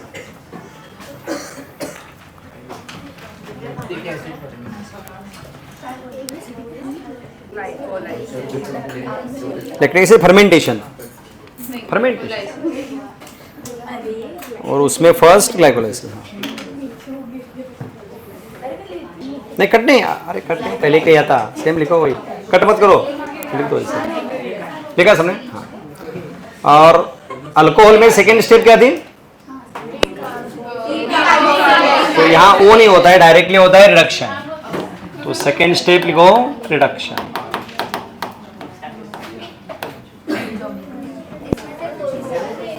दो स्टेप होते, यस पता चलेगा अभी, रिडक्शन।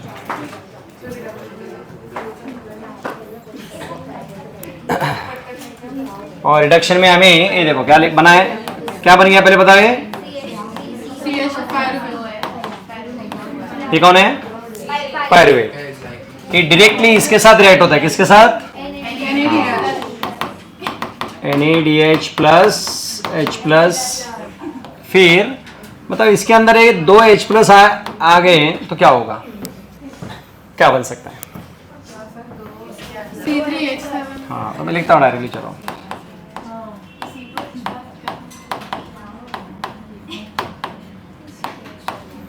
सही कि नहीं बताओ,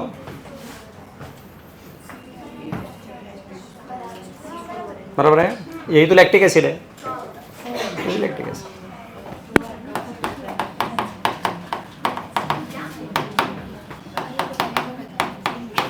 और सब जगह हमें बैलेंस के लिए तो लिखना है, खत्म। कुछ समझा क्या सबको, ये तो रह गए ना, NaDH मतलब NaDH का जो H है वो इसमें ऐड हो गया, that's why it is called as reduction, और उससे बन गया लैक्टिक एसिड।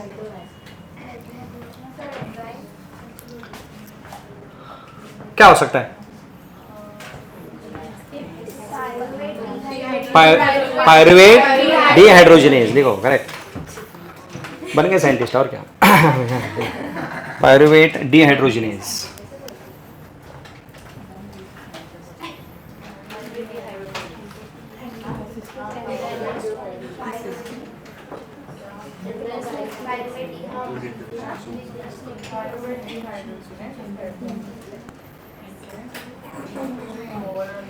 सेम अभी क्या लिखना है, अगेन ओवरऑल दोनों ऐड करके, वो ADP PI नहीं तो भी चलेगा, कोई बात नहीं, ADP PI लिखो ना लिखो कोई प्रॉब्लम नहीं चलेगा, वो तो रॉ मटेरियल है।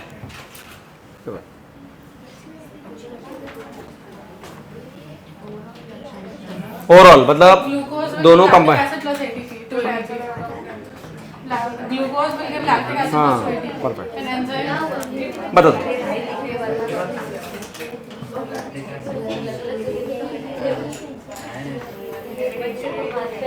मतलब ऐड करके लिखा क्या, दोनों ऐड करो, क्या बन गया,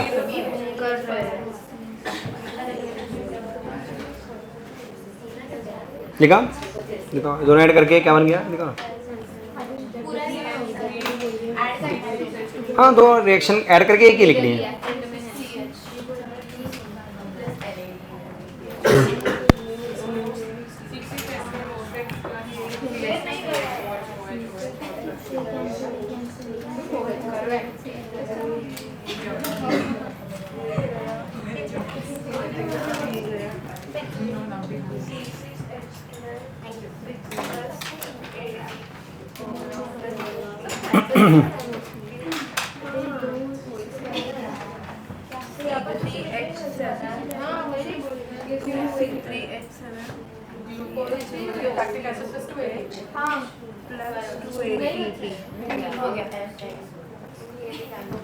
बहुत सिंपल है, बताओ क्या होगा।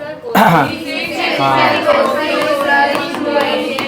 एडीपी लिखो ना लिखो कोई प्रॉब्लम नहीं चलेगा। उसके बाद क्या बन गया?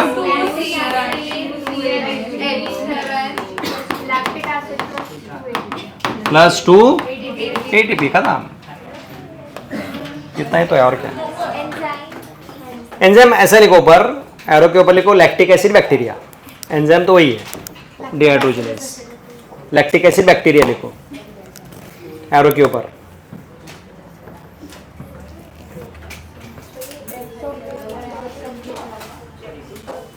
एरो के ऊपर लिखना है। हाँ,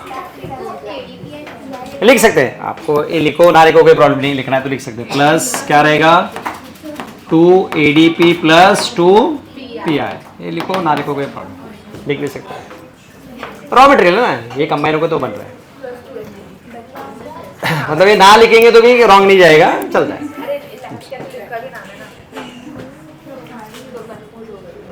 हाँ, तो क्या फर्क है अल्कोहल में और इसमें, बताओ दोनों में फर्क क्या है? CO2 निकलता है यस इधर। हाँ, इसलिए हमें कर्ड में कभी बबल्स नहीं दिखते।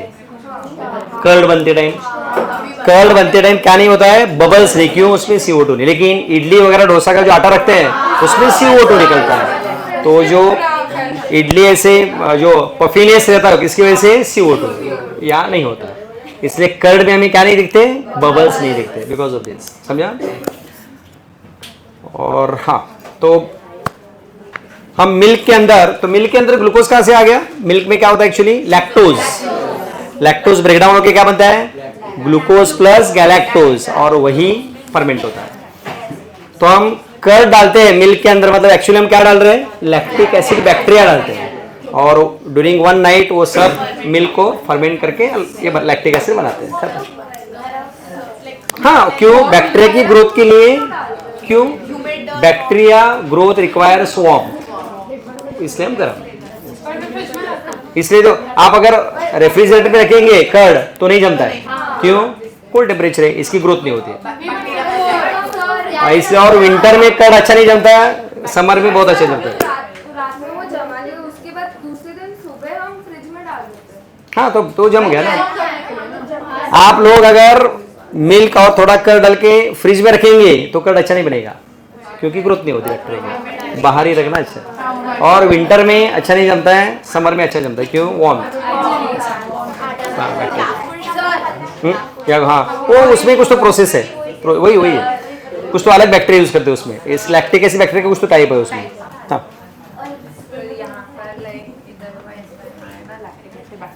तो उस खाली लैक्टिक एसिड बैक्टीरिया लोगों उसको वो पायरुवेट डिहाइड्रोजनेज है, ऊपर वाला ये पायरुवेट डिहाइड्रोजनेज। चलो, हो गया खत्म। Now open the book and start reading fermentation. Fermentation है, पर पहले देखो हमने खाली सीक्वेंस चेंज किया है, पढ़ेंगे सभी।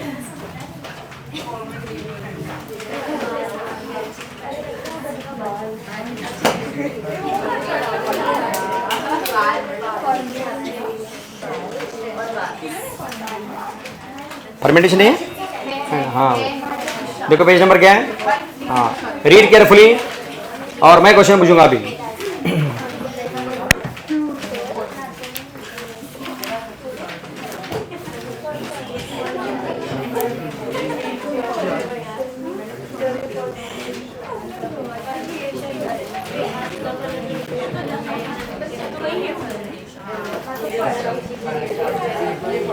कॉन्सेंट्रेट करो, बॉटनी के चैप्टर डिफरेंट होते हैं, इट इज नॉट जूलॉजी। ये थोड़ा स्टाइल अलग है तो इसका, ये बॉटनी जूलॉजी थोड़ी है।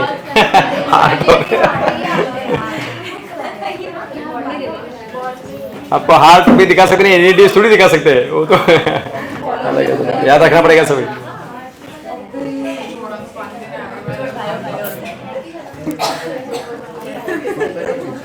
उधर जो ग्राफ दिया है वो भी देख सकते, ग्राफ है क्या, वो डायग्राम है ना वो, हाँ वो भी देख सकते हैं।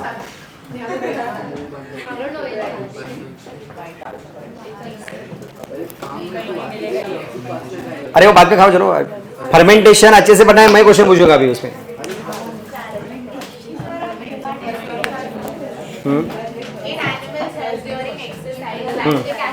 हाँ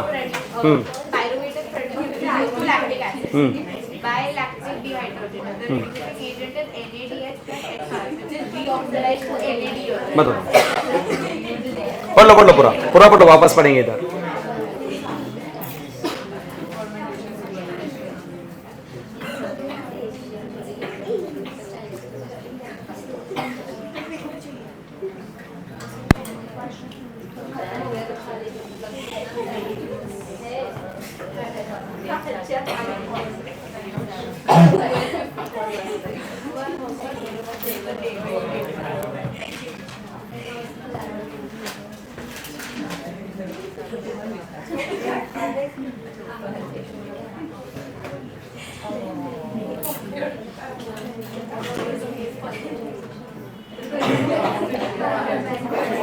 चलो एक बार आप देखते, कोई प्रॉब्लम नहीं।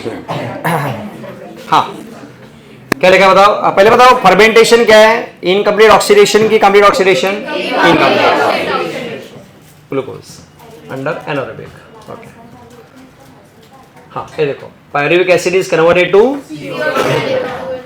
द एंजाइम, कौन सा लगता है, ये देखो पायरुविक एसिड, ये देखो एंजाइम अल्कोहल। तो पायरुविक एसिड डीकार्बोक्सिलेज कौन सी रिएक्शन के लिए, कौन से, नहीं मतलब कौन से स्टेप के लिए, ग्लाइकोलाइसिस, अरे क्या है, डीकार्बोक्सिलेशन और अल्कोहल डीहाइड्रोजिनेज। ग्लाइकोलाइसिस के 10 एंजाइम हैं, वो तो हमने ऑलरेडी सीखे। Okay next. हाँ other organisms like some bacteria produce lactic acid. Okay हाँ ये समझा ना ग्राफ सबको।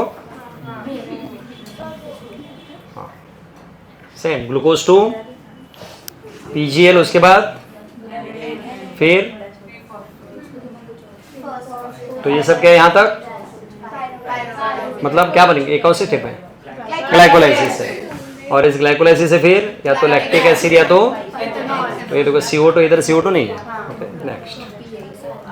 हाँ ये लाइन ना, हाँ muscles during exercise when oxygen is inadequate for cellular pyruvic acid is reduced to, पता क्या हुआ है, अगर ऑक्सीजन सफिशिएंट नहीं तो क्या होगा मसल्स में, glucose converted into lactic acid by enzyme dehydrogenase. अब इसमें क्या लिखा है, reducing agent NADH which is reoxidised to in both the process. क्या मतलब रहेगा इसका, इस लाइन का मीनिंग बताओ मुझे, रिड्यूसिंग जो लिखा लास्ट लाइन का मीनिंग ट्राई करो, बाद में बताऊंगा मैं। दोनों, या तो इसमें क्या हो रहा है, वापस से NAD बन रहा है ना, हाँ वही तो बोल रहे हो लोग, मतलब NADH का H यूज हो रहा है ना, तभी तो क्या बनेगा, NAD बनेगा। आगे रीड नेक्स्ट पैराग्राफ केयरफुली। कैसे बताना, फिर निकालो आंसर। हाँ 2 पॉइंट अप्रोक्सीमेटली उन्होंने क्या लिया है 2, तो एग्जैक्ट आंसर निकालो मुझे, कितना परसेंट, नहीं परसेंट, इधर 7% दिया ना, इट इज नॉट करेक्ट, वही तो ढूंढना है आपको। बुक में दिया है तो हमें बताता हूँ, निकाल के देखो ना आप लोग, खुद तो ट्राई करो।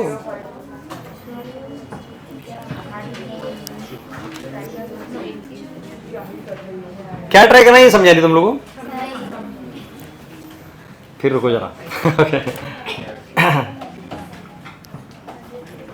हाँ कैसे क्या क्या बताओ, बता ना फ्रेंड को, बता तुम्हारे कैसे क्या क्या क्या बताओ।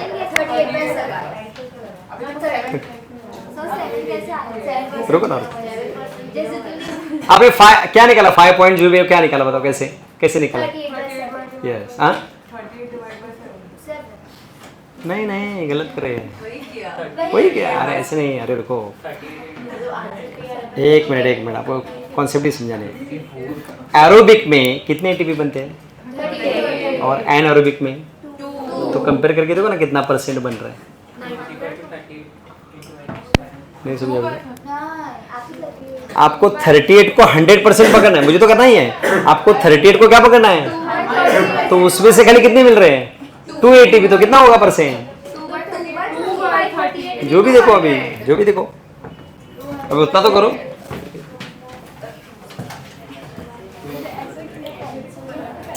अरे समझा ना तुम लोग को? You have to take 38 is 100%, उसमें से इधर कितना मिल रहा है? खाली 2,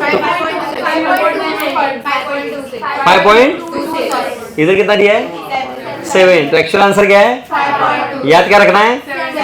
चलो हाँ, ये तो चलेगा, अभी तो ऐसा ही है। समझा है? राउंड फिगर लिया उन्होंने, क्या पता। हाँ वो बाद में, ये बुक बनने से पहले। हाँ ये तो बुक इधर कितना लिखा है? 38 ही लिखा है ना, इधर उन्होंने 32 थोड़ी लिखे है। अरे नहीं समझा वापस। ओरिजिनल तो करके देखना पड़ेगा वापस, 2.5 से करके देखो सर मेरे को। फिर अभी क्या लेना पड़ेगा? अगर नया जो डिस्कवरी है उससे कितना होता है? हाँ 2.5 नहीं, टोटल 32 और इधर 2 क्या हुआ था? वापस गड़बड़ कर दे। ऐसे क्या कर रहे हैं?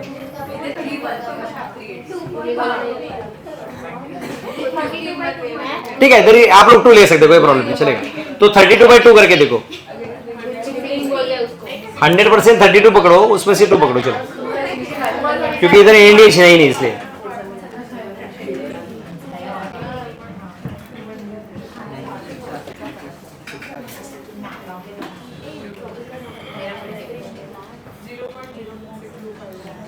चलो अभी सबको समझाना पड़ेगा एक्चुअली क्या चल रहा है। हाँ फिर भी आंसर क्या नहीं आता है? तो सुनो अभी तो, लेकिन याद क्या रखना है? It is beauty of insincerity. हो गया। हाँ सुनो, अरे समझ लो, चीजें जो हमें है वही याद रखना है। आंसर कुछ अलग ही आता है। आंसर कितना आ रहा है आपका? 5.2, लेकिन याद क्या रखना है? 7 ही याद रखना है। वंस अगेन, एरोबिक में, अरे सुनो सबके लिए, अभी एरोबिक में कितनी एनर्जी बनती है? 38 एटीपी, तो हमें इट इज 100%। लेकिन एनारोबिक में कितने बनती है? ओनली 2, तो कितना परसेंट हो रहा है? 5. याद रखना है, ये फर्स्ट लाइन का। चलो आगे नेक्स्ट। हाँ अब देखो कौन से क्या बन रहा है अभी? बेस्ट प्रोडक्ट यहाँ इधर इथेनॉल और and both are harmful for that organism. Even अपने लिए भी, अपनी बॉडी में क्या बनता है? और CO2, बोथ आर हार्मफुल, तो बॉडी उसको निकालती है। तो इनके बॉडी में ये बन रहा है, लेकिन इनके लिए ये भी हार्मफुल है। कौन? Lactic acid as well as अगर एथेनॉल बनता है। नेक्स्ट अपना कौन बताएगा? हम जब रनिंग करते हैं तो अपनी बॉडी में भी क्या बनता है? स्वेट। तो हमने स्वेट के कंटेंट में क्या लिखा था? लैक्टिक एसिड लिखा था। तो ये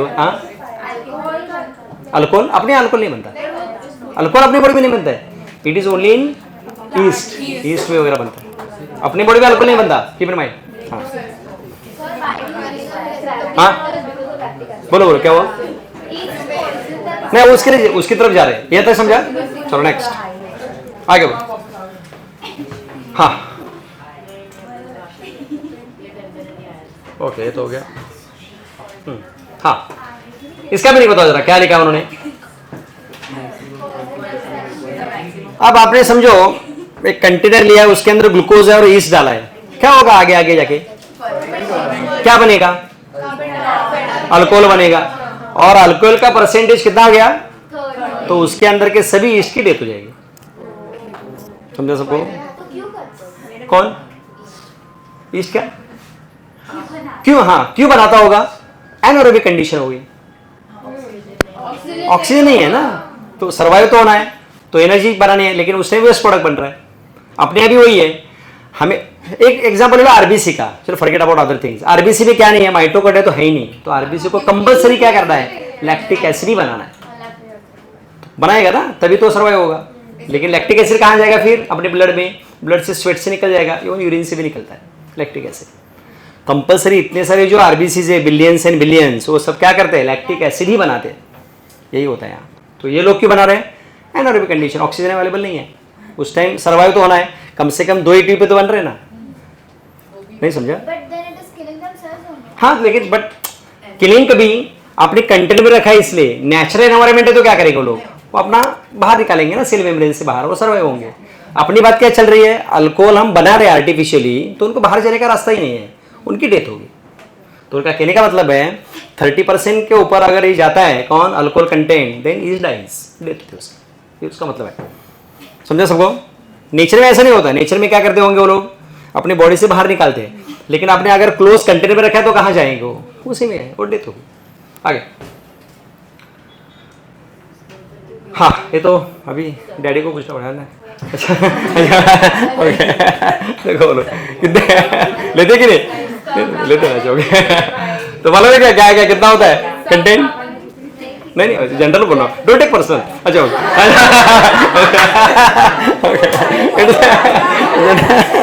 जनरल स्टेटमेंट, ओके चलो ओके ओके ओके। इसमें क्या है, जिनकी मम्मी ज़्यादा क्या बोलते हैं तकलीफ देते हो ज़्यादा देते। अच्छा कोई बात नहीं, चलो आगे। हाँ हाँ क्या लिखना है, हाँ बोलो। विस्की वगैरह मालूम कितना होता है, नियर अबाउट 42%, 42 अल्कोहल, यस। और वाइन वगैरह में 4%, बियर में 8% वगैरह, वाइन में 4% होता है, 4%, बियर में 8%, वोडका नियर अबाउट वही 40 to 50%, वोडका में ज़्यादा होता है। ये रम विस्की वगैरह है ना, इनमें 42% क्या रहा हूँ, रम में नियर अबाउट इतना ही है। और जो लोग देशी पीते हैं ना मालूम 100% होता है उसमें। इसलिए वो ज्यादा गटर की तरफ जाते हैं। चलो ओके ओके चलो ठीक है ओके। हाँ है देखो क्या लिखा है, पढ़ो नेक्स्ट पैरा। हाँ वाइन में 4% पीना है, नहीं ना, चलो चलो आगे।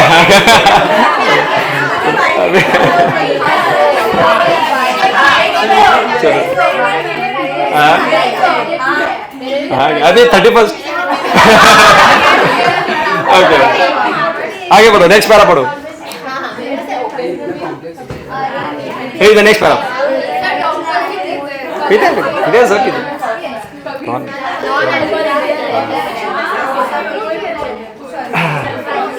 चलो आगे बढ़ो, नेक्स्ट पैराग्राफ।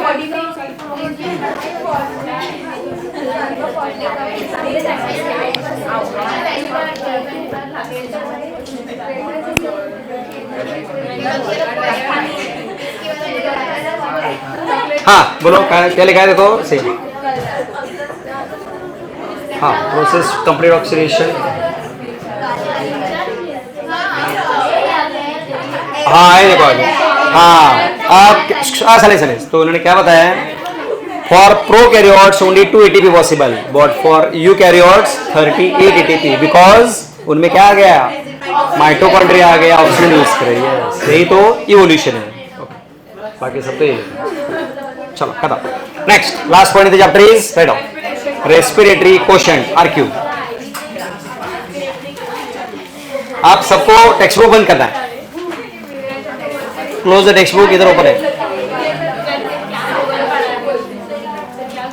लिखो बुक बंद किया सबने, टेक्स्ट बुक बंद करो, क्लोज द बुक। अरे एक बार सबको इंडिविजुअल बोलना पड़ता है क्या, क्लोज द टेक्स्ट बुक और लिखो हेडिंग RQ यानी रेस्पिरेटरी कोशेंट।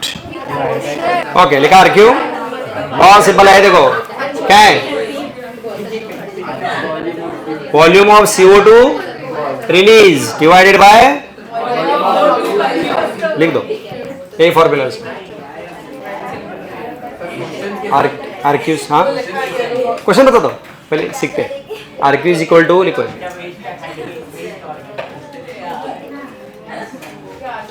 टेक्स्ट बंद करो, कौन है उधर, अरे थोड़ा बंद करो। हाँ लिखो नेक्स्ट, ये हो गया ना। हाँ लिखो, इफ सबस्ट्रेट इज ग्लूकोज या कार्बोहाइड्रेट, इफ सबस्ट्रेट, अच्छा लिखना बाकी है क्या किसी, यानी ये लिखा सबने, हाँ लिखो, अरे लास्ट पेज क्या, अरे if substrate is carbohydrate or glucose,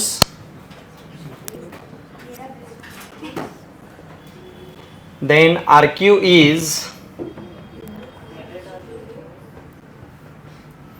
हाँ बोलो कितना रहेगा। तुम्हारे पास सबस्ट्रेट क्या है, सबस्ट्रेट मालूम है ना, हाँ ग्लूकोज है, तो RQ कितना रहेगा, बहुत सिंपल आंसर है।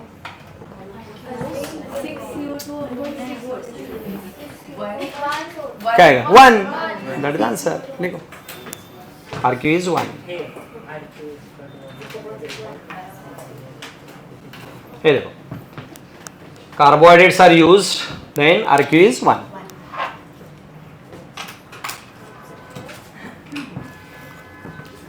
हो गया। नेक्स्ट देखो, if substrate is lipid or fat, रुको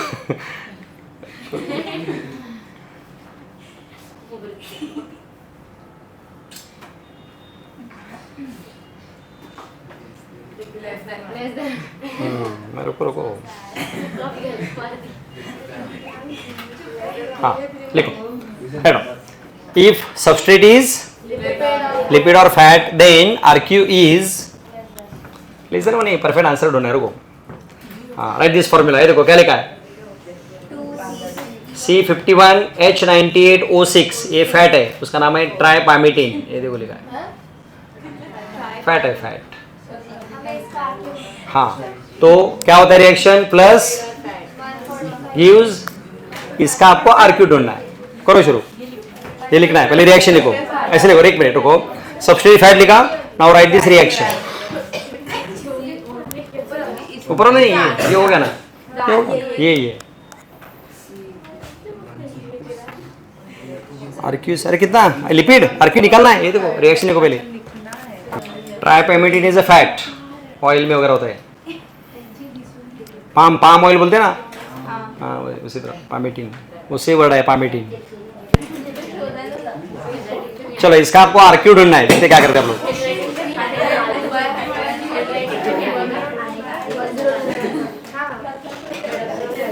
नहीं उधर नहीं, नॉट मोबाइल में नहीं, अरे उसमें नहीं, ये तो ठीक है मोबाइल मतलब ये क्या कैलकुलेटर पे नहीं, एक डेसिमल तक ठीक है, 0. सबका आंसर बताओ, 0. दैट इज आंसर, कोई आंसर। तो फैट है तो RQ कितना होता है, 0.7, यानी लेस देन 1, बराबर ना, ये देखो समझा। And if substrate is protein, उसका रिएक्शन नहीं दिखा है, डायरेक्टली आंसर दिया है 0.9, लिखो if substrate is protein then RQ is 0.9। Okay, अब आपको सबस्ट्रेट अपना RQ ढूंढना है इन एनाएरोबिक रेस्पिरेशन, ट्राई करो। व्हाट इज RQ, जो भी है आंसर, दोनों कोई भी यूज करो, कोई एक ले लो, अल्कोहल वाला ले लो, लैक्टिक एसिड में तो CO2 है नहीं, तो you can take lactic acid, अपना अल्कोहल वाला ले लो। अरे लिखो तो सही पहले, फॉर्मूला में तो डालो, अरे वो फॉर्मूला में तो डालो पहले, ऐसे क्या कर रहे हो, तो फॉर्मूला में तो डालो पहले, ट्राई करो ना, देखो देखते हैं जो भी है, आप लोग फॉर्मूला जो तो है अपने पास ना, उसमें डाल के तो देखो ही पहले, आंसर बाद में देखेंगे, तो देखो तो सही, जो भी है तुम्हारा लिखो, लिखना तो शुरू करो।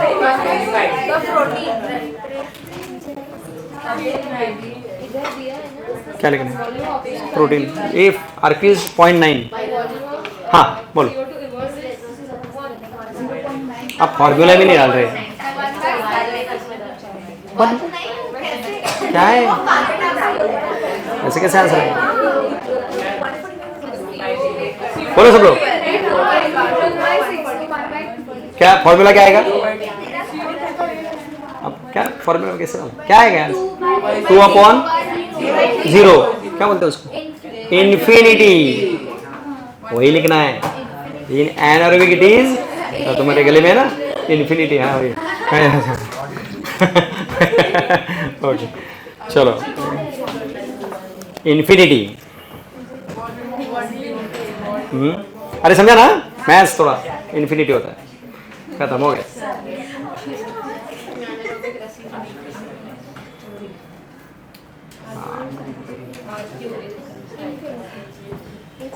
चलो अभी थोड़े क्वेश्चंस देखते हैं। What is first? हाँ, आप लिखना है, right one side respiration, other side right maximum points. शुरू करो। शुरू का जो इंट्रोडक्टिव पार्ट आप लोग पढ़ सकते हैं, वो तो ऑलरेडी हमने सीखा है, फिर भी एक बार शुरू जो है ना स्टार्टिंग चैप्टर के स्टार्ट में शायद पढ़ लिया। हाँ हाँ शायद वो पढ़ लिया था मुझे लगता है। देखो फिर उसमें कुछ डाउट है तो पूछ सकते हैं। हाँ हाँ करो करो, समरी वगैरह भी पढ़ो। हाँ कुछ छोड़ो मत, एक्चुअली सब पढ़ना है। शुरू का पार्ट है ना, शुरू का जो इंट्रोडक्टरी, एक बार आप लोग रीडिंग करो घर में, कुछ नहीं समझते तो पूछो। तो क्या जनरल है वो सब, ऑलरेडी सिखाया हमने सब है। तो पढ़ना है तो नेक्स्ट लेक्चर में पढ़ सकते हैं, कोई प्रॉब्लम।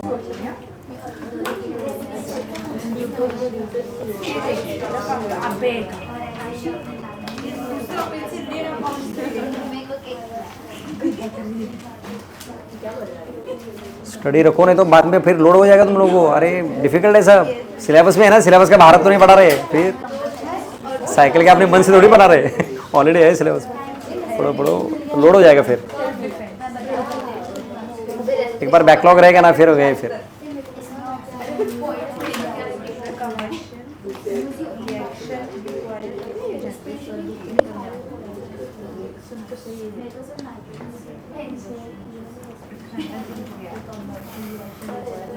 कितने पॉइंट हो गए?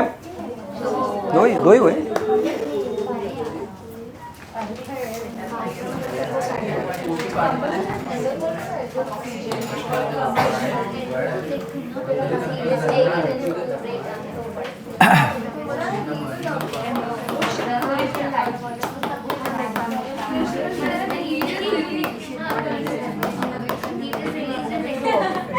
बोलो क्या रहेगा फर्स्ट पॉइंट? हाँ एक है एम्फीबोलिक और एक कंबशन एनाबोलिक। कैसे? अरे जलाते हैं हम कुछ तो ब्रेकडाउन हो गया ना। अब पेपर जलाया हमने तो क्या बच गया? नहीं, पेपर है हमने जला दिया, क्या होगा? उसका ऐश रहेगा, CO2 वाटर निकल जाएगा, फिर ब्रेकडाउन हो गया ना, दैट इज कैटाबोलिक।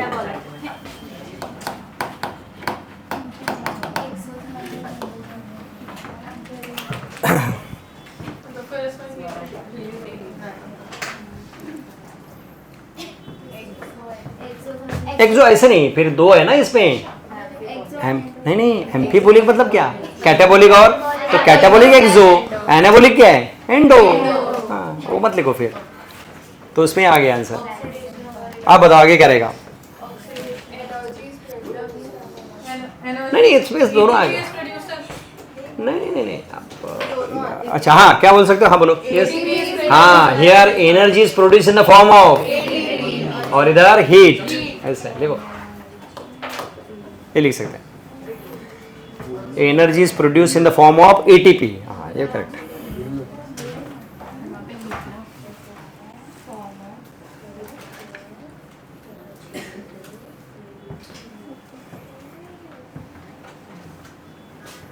और उधर क्या रहेगा? In the form of heat.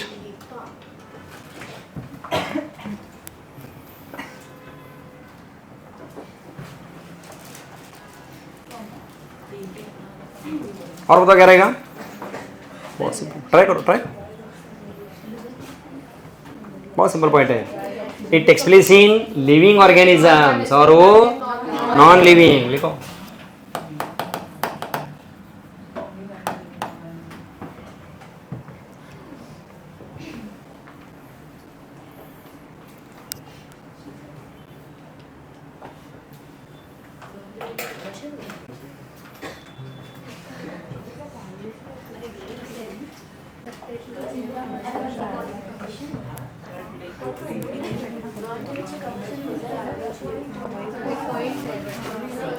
और क्या हो सकता है सोचो, और बहुत सिंपल है, कौन बताएगा और कोई? ये देखो, energy is released in step wise manner, इधर at a time direct, yes step wise.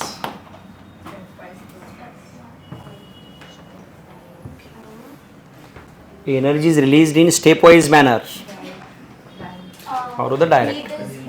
हाँ नहीं, हीट में दो है ना आपके कैटेब. हाँ It needs heat क्या क्या for the reaction. It needs heat. मैं समझा नहीं, मतलब Combustion. स्टार्ट करने के लिए हाँ हीट की ज़रूरत होती है. हाँ तो वही हम थोड़ा सा अलग तरह से लिखने वाले हैं. लिखो बता दो, स्टेप वाइज लिखा. और क्या लिख सकते हैं वही हीट के लिए आप लोग, it is under control of enzyme there no. हाँ नॉन एंजाइमेटिक है, एंजाइमेटिक है.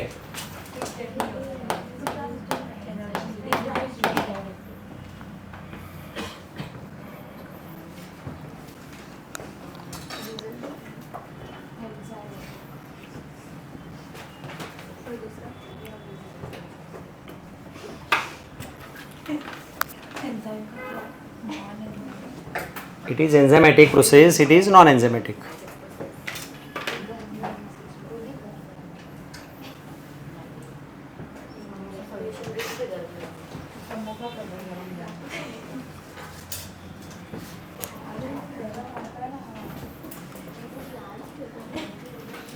और अपने कंबशन केमिस्ट्री में सीखा, और कंबशन के लिए ऑलवेज क्या लगता है? ऑक्सीजन. तो इधर बोथ है, एरोबिक एज वेल एज इधर ऑक्सीजन रिक्वायर्ड. लिखो बोथ लिख सकते हैं, it is both aerobic as well as anaerobic, और इधर इट रिक्वायर्स ऑक्सीजन.